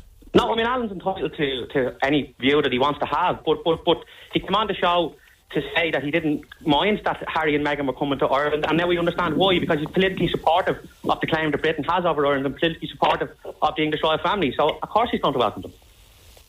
Who's politically supportive of what? As a matter of interest, Alan, If there's any opportunity to see these two, would you or your missus or your family go in to see them? Myself and Maria definitely would if the opportunity arose. I don't think it's going to happen, but if the opportunity arose, yeah, we would go in and wave them on. I mean, I'd love nothing more than to go out and have a pint with the chap. But look, he's just a bloke at the end of the day. He's not responsible for anything that went on in the past. The past is exactly that. It's in the past. I think he's moved on at this stage. Situation and he's responsible for his own future, and he's responsible. He's not responsible for anything. What do you want him to do? Do you want him to renounce his whole family, like, and say, "Look, good luck"? If he wants to be welcome in Ireland, he should. But he's responsible. If he wants to be, come here, Seamus. Everybody is welcome in Ireland. There's nobody is not welcome in Ireland. Alan, Harry is absolutely responsible for his own actions in Afghanistan, where he murdered Afghanistani citizens from a helicopter. So what about all of the? So is that the case for every single soldier? Is that the case for every single soldier in the war? You're against every single soldier in the wars? Every single imperialist soldier involved in imperialist wars, I absolutely oppose them. So, well, at the end of the day, I suppose any murder is murder. Murder is not a good thing. But what about all the Irish Republicans that have killed in the past in the name of the cause? Are you against all of those? Am I against all of which, sorry? Are you against all of those actions? What actions? Any Republican murders that happened in the past with the IRA, for example, where they went and killed people or shot people or planted bombs or whatever. Are you against all those? I have no problem saying that I think any loss of life is absolutely tragic, but you cannot equate the violence of the oppressor with the violence of the oppressed. Okay, let me just squeeze in one very quick call, Eddie. What did you want to say? The guy's living in the past. He really is. I mean, listen, not one person has come on here and agreed with him. Well, one did. In fairness, one did. He's probably sitting there. He seems to be anti-English. He probably supports an English football club, listen to English music, watches Coronation Street. You know what I mean? These people are generally living in the past. And he's going on about oppressor and this and that. What if a French foreign dignitary came here to show the incident a couple of 100 years ago when they carved up Africa? Would it be against the French PM coming here? You know what I mean? Like, these people, they've always got something to whinge about. It doesn't affect their daily life. You know what I mean? Well, it does. Like, move on. Like, this is a girl that's coming here, right? An American girl, married a fella, fairy tale wedding. She just fell in love with a bloke. She hasn't got a clue of 800 years of Irish history. And he's saying this. Well, in fact, one of the things that that was said about their visit, and I'll just read the statement again from is it Windsor Castle or wherever they live. The Duke and Duchess are looking forward to learning more about Ireland's history and experiencing its rich culture, as well as meeting the people who are shaping the country's future. What harm in that, Seamus? But you see, that's called cultural imperialism. It's the slants that they're putting on things, that they want to come here and learn about our history and about our culture. Is that not a good thing that they want to? They're very much responsible for the decline of the Irish language and Irish culture in this country. I think hang on, Seamus. Hang on. And then in the 100 years that we've had the opportunity to revive it, we haven't bothered our arse in general. Just to answer, I think that I missed that last caller's name. Eddie. And he was Eddie, and he was referring to ourselves as maybe being anti-English. So I'd like to completely reject that. What I am is anti-imperialist, and I'm anti-British imperialist, but we work with English working class organisations, particularly the Republic campaign, who are absolutely against the monarchy. And we are you against all the Irish lads that couldn't get in the Irish army and joined the English army? There's thousands of Irish lads in the English army. That's cultural imperialism. I'm absolutely against them. It's just people trying to make a career for themselves. Progress. Eddie, just to answer you about the French. The French are a key part of NATO and are a backup to both British and EU imperialism in the Middle East. So we would absolutely oppose any French presence in Ireland, any French warships, any French prime ministers, because what they're doing in Africa and what they're doing in Syria and Iraq and Afghanistan is absolutely criminal. Okay, sorry, in answer to that question, how do you feel about people from the 26 counties being part of the British Army? I think it's absolutely disgraceful that Irish people would be joining the British Army, knowing the history of the two countries, knowing that they're going to be... You have to build a bridge at some stage in life, and you have to move on. You can't always have hatred in your heart, because you'll never get anywhere. There's absolutely no hatred here. What we're asking for is Britain to get out of Ireland and let the Irish people decide their future on their own. Finally, Seamus, you are planning a protest. Do you expect big support? Well, we'd expect dignified support. I mean, as I've said, we're in the middle of an absolute strategy of normalisation. Okay, when and where is your protest? Well, the details haven't been finalised yet because we're waiting to see what the itinerary of Harry and Meghan is. But we'll be gathering at the GPO on the 10th of July, and we'll be going wherever we can get our best opportunity for protest. Okay. Seamus Kelly, spokesperson for the Anti-Imperialist Action Ireland. Thank you very much indeed for joining us on 98 FM. Thank you. And if that protest does take place with however many turn up, we will be there. This is 98 FM's Dublin Talks. Now, in just a moment. Oh, yeah. How do you feel about this call? A call has been made that the use of public transport passes, or bus passes as we more commonly call them, should be restricted. So if you have a bus pass, you should not be allowed to use it during rush hour. And that's 7 a.m. to 10 a.m. and then 4 p.m. to 7 p.m. According to the latest figures we have, more than 1.2 million people are entitled to free travel. And the numbers qualifying for the scheme are rising every year. Well, a top civil servant in the Department of Public Expenditure and Reform has put out the idea of a potential ban on using free bus passes on public transport during rush hour. Secretary General Robert Watt said that a debate needs to be had about how infrastructure, including public transport, is priced and used. And he's been arguing that because there's so much pressure on public transport, I mean, sometimes you stand at a bus stop and the bus flies past you. He's basically saying if you don't pay for your bus, then you shouldn't be allowed to use it during rush hour. I'd love to hear from you on that on 6797 981. The sound of the city. 98 FM's Dublin Talks.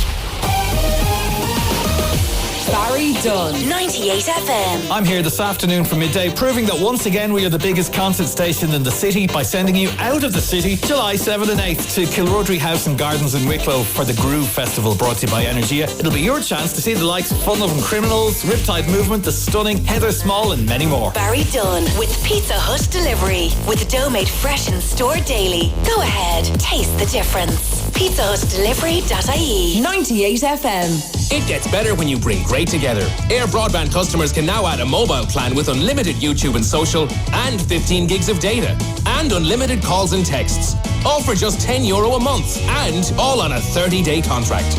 For more great combinations, call 1-800-500-300, go in store or search Air 10. Air. Let's make possible. Recontract broadband for minimum 18 months. €10 a month for the first 6 months, €25 a month thereafter. User experience may vary. For full details, fair usage and terms, see air.ie. Some things never change, but we have. Topaz is changing to Circle K. Don't worry, we still have the best coffee, our creative food range, and our famous Miles Fuels, which my customers always come back for. I'm Michael from Circle K, Kilmahill. Circle K, new name, same people. How do you spell summer? H-A-Y F-E-V-E-R? Don't let hay fever cloud your summer. Claritin gives you fast 24-hour relief from allergies without making you drowsy. Claritin, the world's #1 allergy brand. Go shine this summer. Contains loratadine. Please seek further advice from your doctor or pharmacist. Read the instructions carefully. The sound of summer.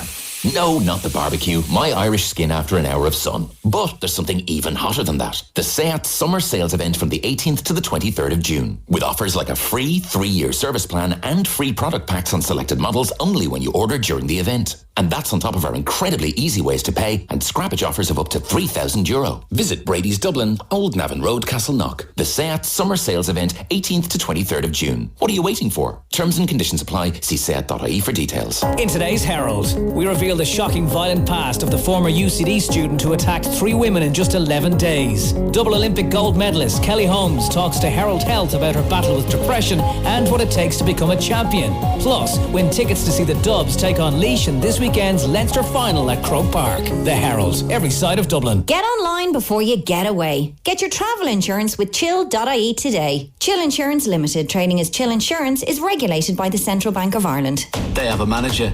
We have a guardian. They have fans. We have a family. They have players. We have legends. This means more.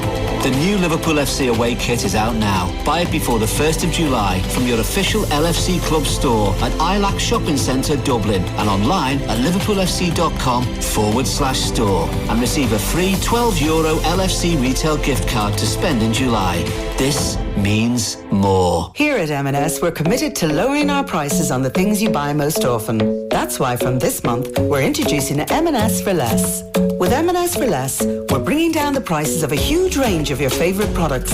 The same delicious food for a smaller price. Lower prices have never tasted so good. M&S for less. The World Cup. The biggest stage for upsets, passion and opportunity. Your gut says to take advantage of every game, and your smarts say where to go. Because Betfair have had the best odds on the World Cup, so you always get the most from your bet. Betfair, where gut instinct meets smarts. Data provided by TX Odds and BetRadar, based on Betfair Sportsbook average match odds over round since the 12th of March 2018. Full terms at betfair.com, 18 plus gambleaware.ie. 98 FM's Dublin Talks. With the new look Des Kelly Interiors, helping you choose the perfect carpet. 98 FM.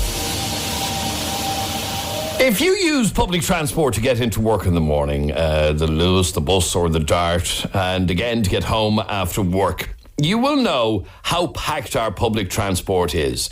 You can barely breathe on the Luas and the Dart during rush hour. You'd be lucky to get a seat on a bus during the same time. The fact is, a huge percentage of people using public transport during those hours are on free travel passes. And we want to ask whether or not this bothers you.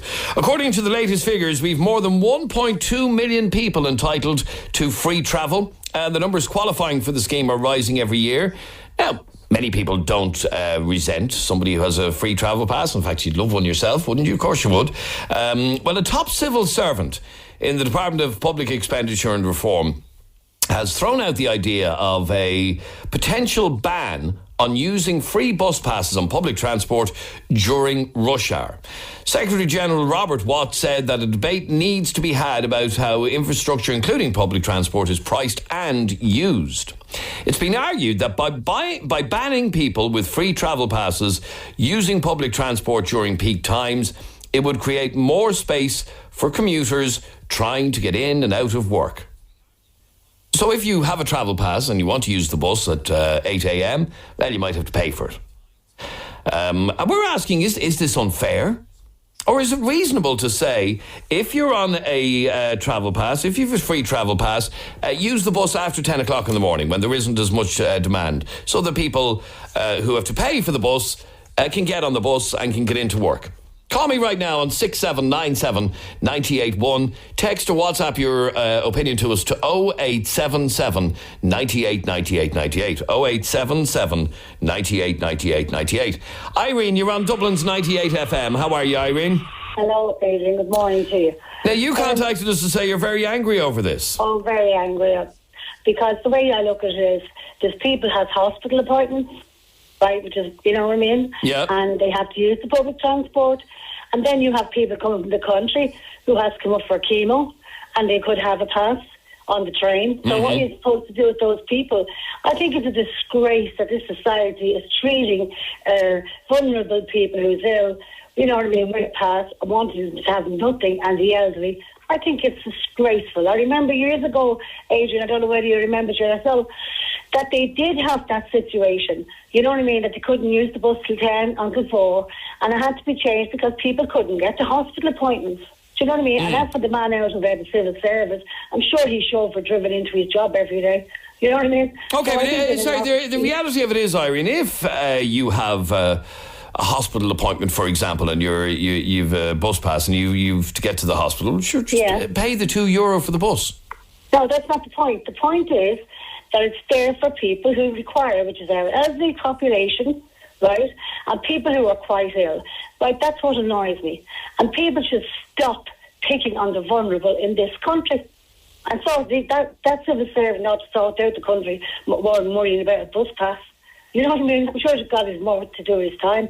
Okay, I don't know if you, like many people listening to us, commute to work on a daily basis in and out of town. Years, yeah. Okay, well, then you will probably know how much of a bloody nightmare it can be to get in and out of work. Every morning and a bus to work. Yeah, so you know how packed they can be, you know how uncomfortable they can be, and this suggestion is that if we just...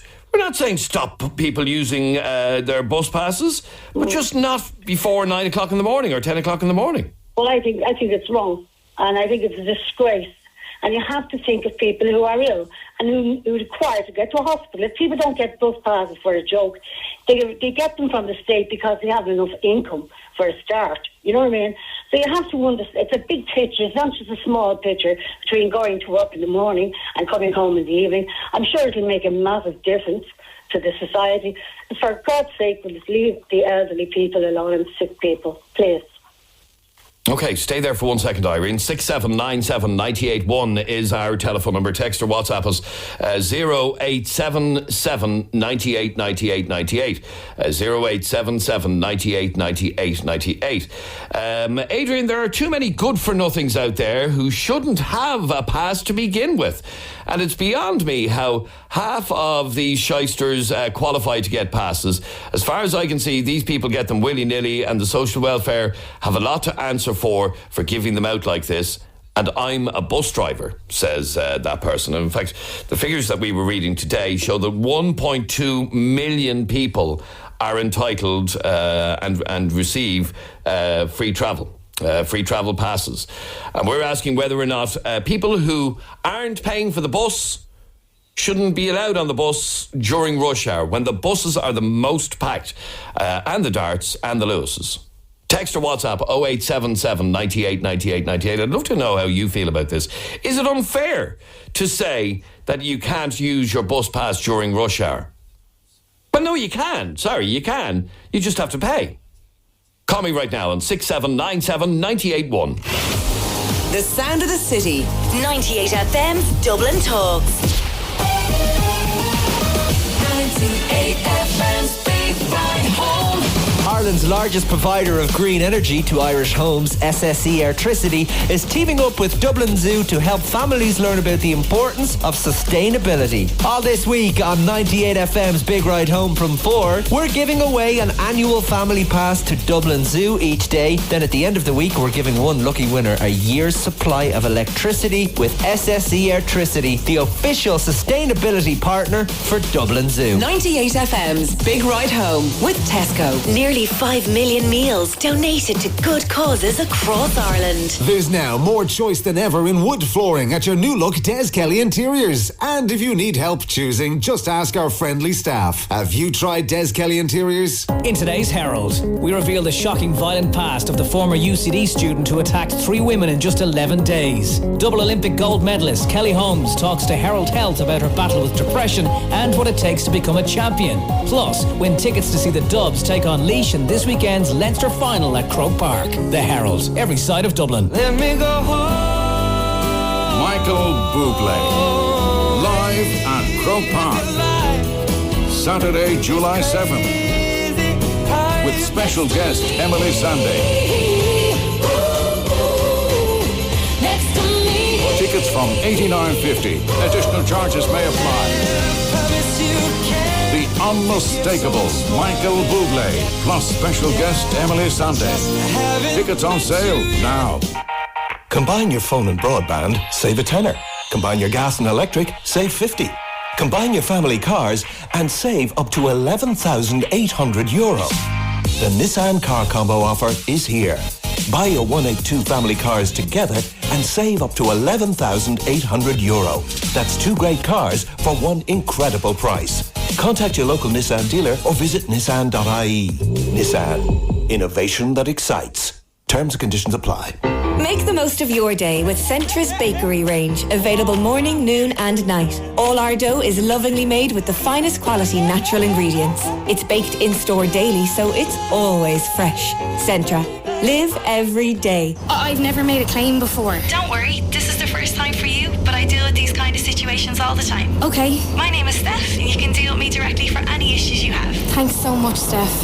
In the real world, it's better to speak with someone you know. So when you make a claim with Liberty Insurance, you get a dedicated claims buddy to help you get back up and running without hassle or fuss. Get our best quote in just 2 minutes at libertyinsurance.ie. Liberty Insurance. Ready for the real world. Liberty Insurance DAC is regulated by the Central Bank of Ireland. What does it take to enjoy a romantic evening together? Just a little effort from you and Ristorante. The pizza that inspires you with its thin and crispy base and mouth-watering toppings.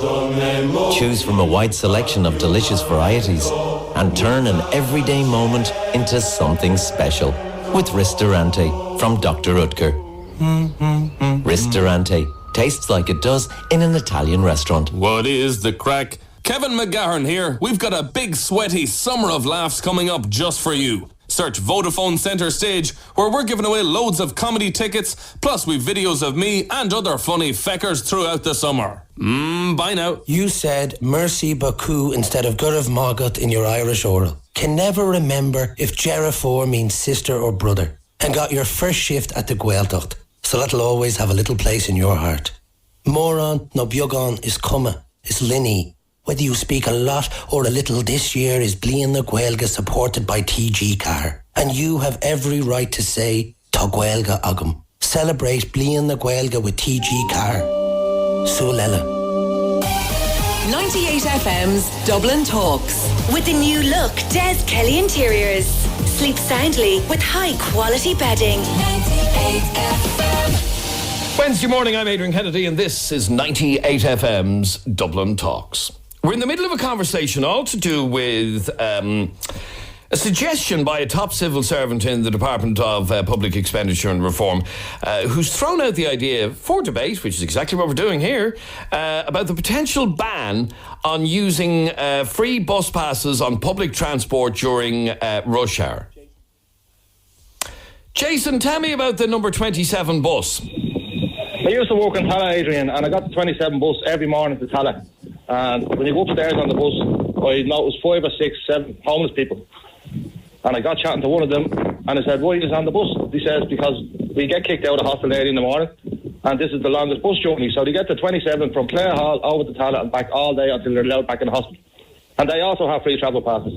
But I also agree with that lady about the hospital appointments as well, Adrian. Like, there is elderly people there needs to be there at 8 o'clock, 9 o'clock in the morning. Okay, but the free travel is being abused as well. Oh, totally, yes, totally. So these guys were getting on the bus. Now we don't. How long ago was this? Just there about the bad storm we had. Right. Okay. So during the bad weather, they were getting on the number 27, going from Clare Hall to Tala and back again. And back. Yeah. So they were getting a bit of heat on the bus, and it was keeping them on. And were they drinking or doing drugs? No. Just on the bus for the journey.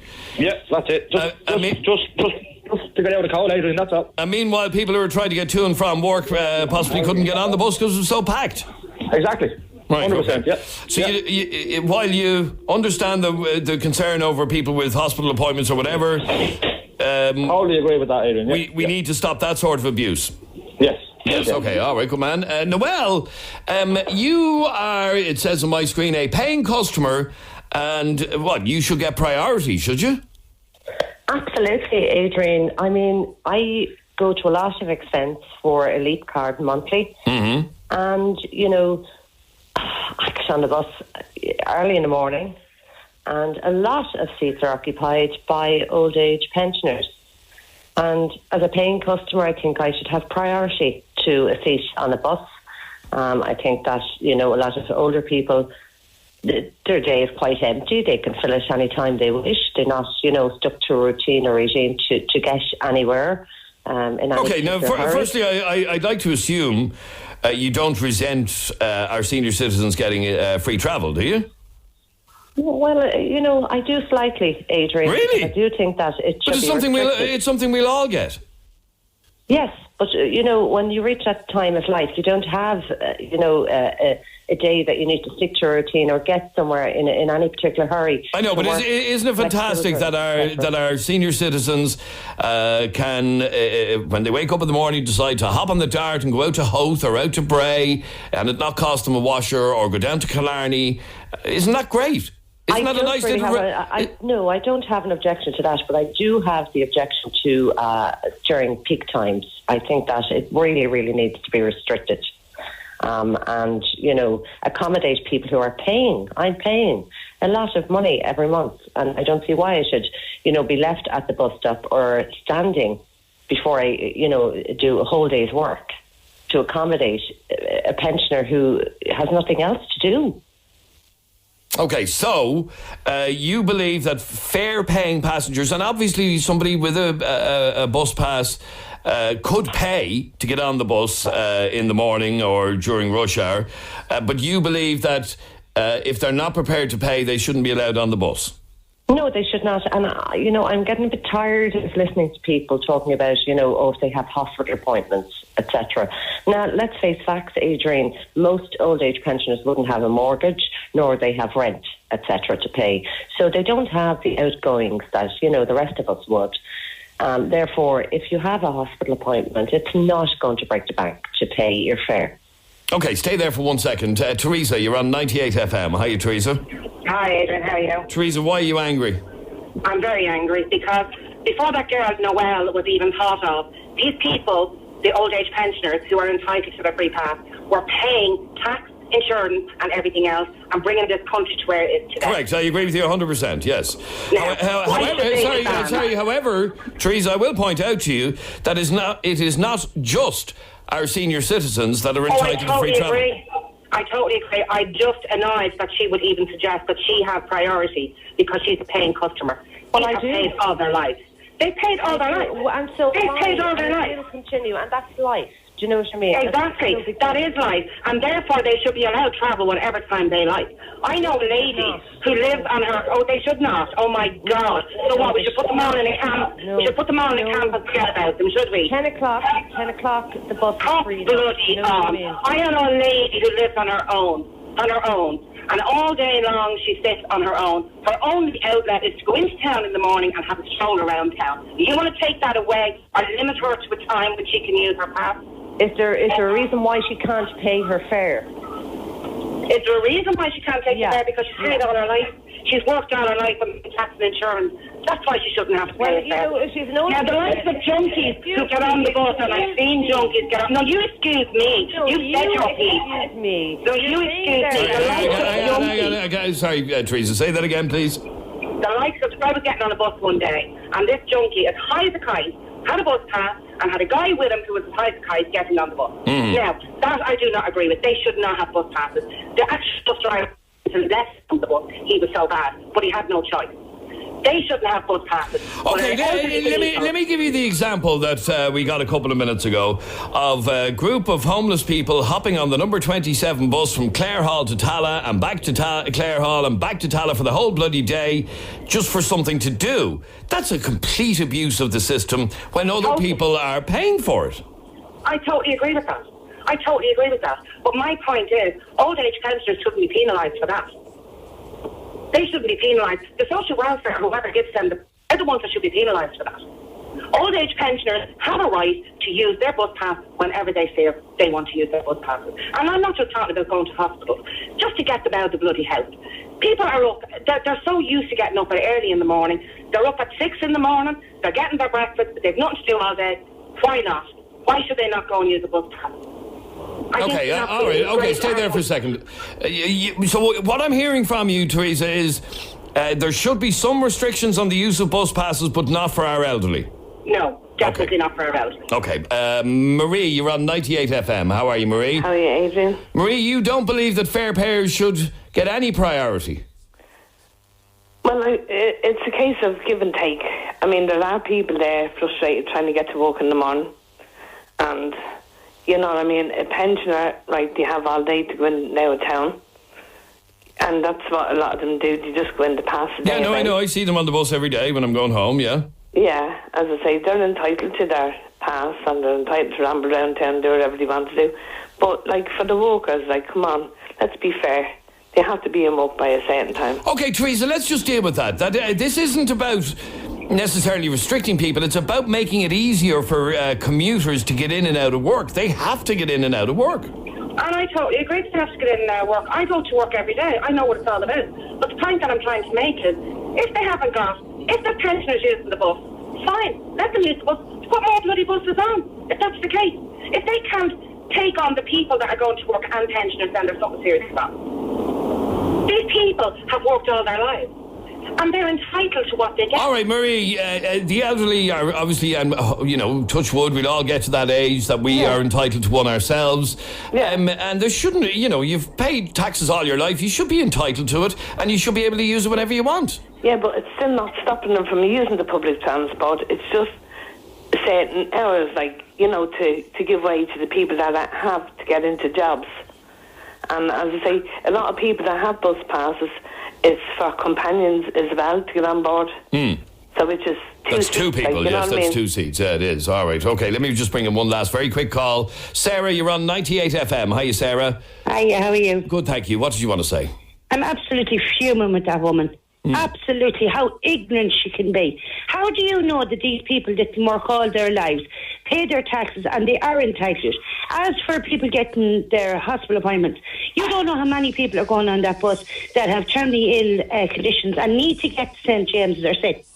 Luke's just because they're taking your seat. You're not sick, so why can't you get up and give them a seat and don't worry about it? Or is your work that far that you need a seat the whole way? I am fuming. All right, but look, you don't think there should be any restrictions at all? No, there shouldn't be. And as for the bus drivers saying that people get bus passes just for any willy-nilly, the government don't give out medical cards to any willy-nilly people. So why would they give out bus passes to any person willy-nilly? If you're entitled to it, you're entitled to it for certain circumstances. All right, okay. Thank you very much indeed, Sarah. Thank you all of you for your calls. This is 98 FM's Dublin Talks. I'm sorry, we're way out of time. Barry Dunn is on the way in the next hour, and he's got some great music lined up, like these.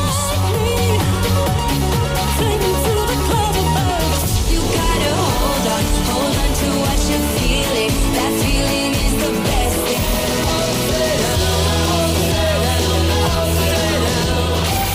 98 FM's Dublin Talks. With the new look Des Kelly Interiors. For even more choice in wood flooring. 98 FM. The Easy Living Interiors summer sale has arrived. And why are we so excited? Because this year it's our biggest summer sale ever. Bedroom, dining, living, accessories. Give your home a complete makeover with a must-have leather sofa, stylish Italian dining set, or luxury pillow top mattress. Whatever piece is on your home wish list, it's now more affordable than ever at Easy Living Interiors. Sandyford, Globe Retail Park Nace and Navan Retail Park. Summer sale now on. In today's Herald, we reveal the shocking violent past of the former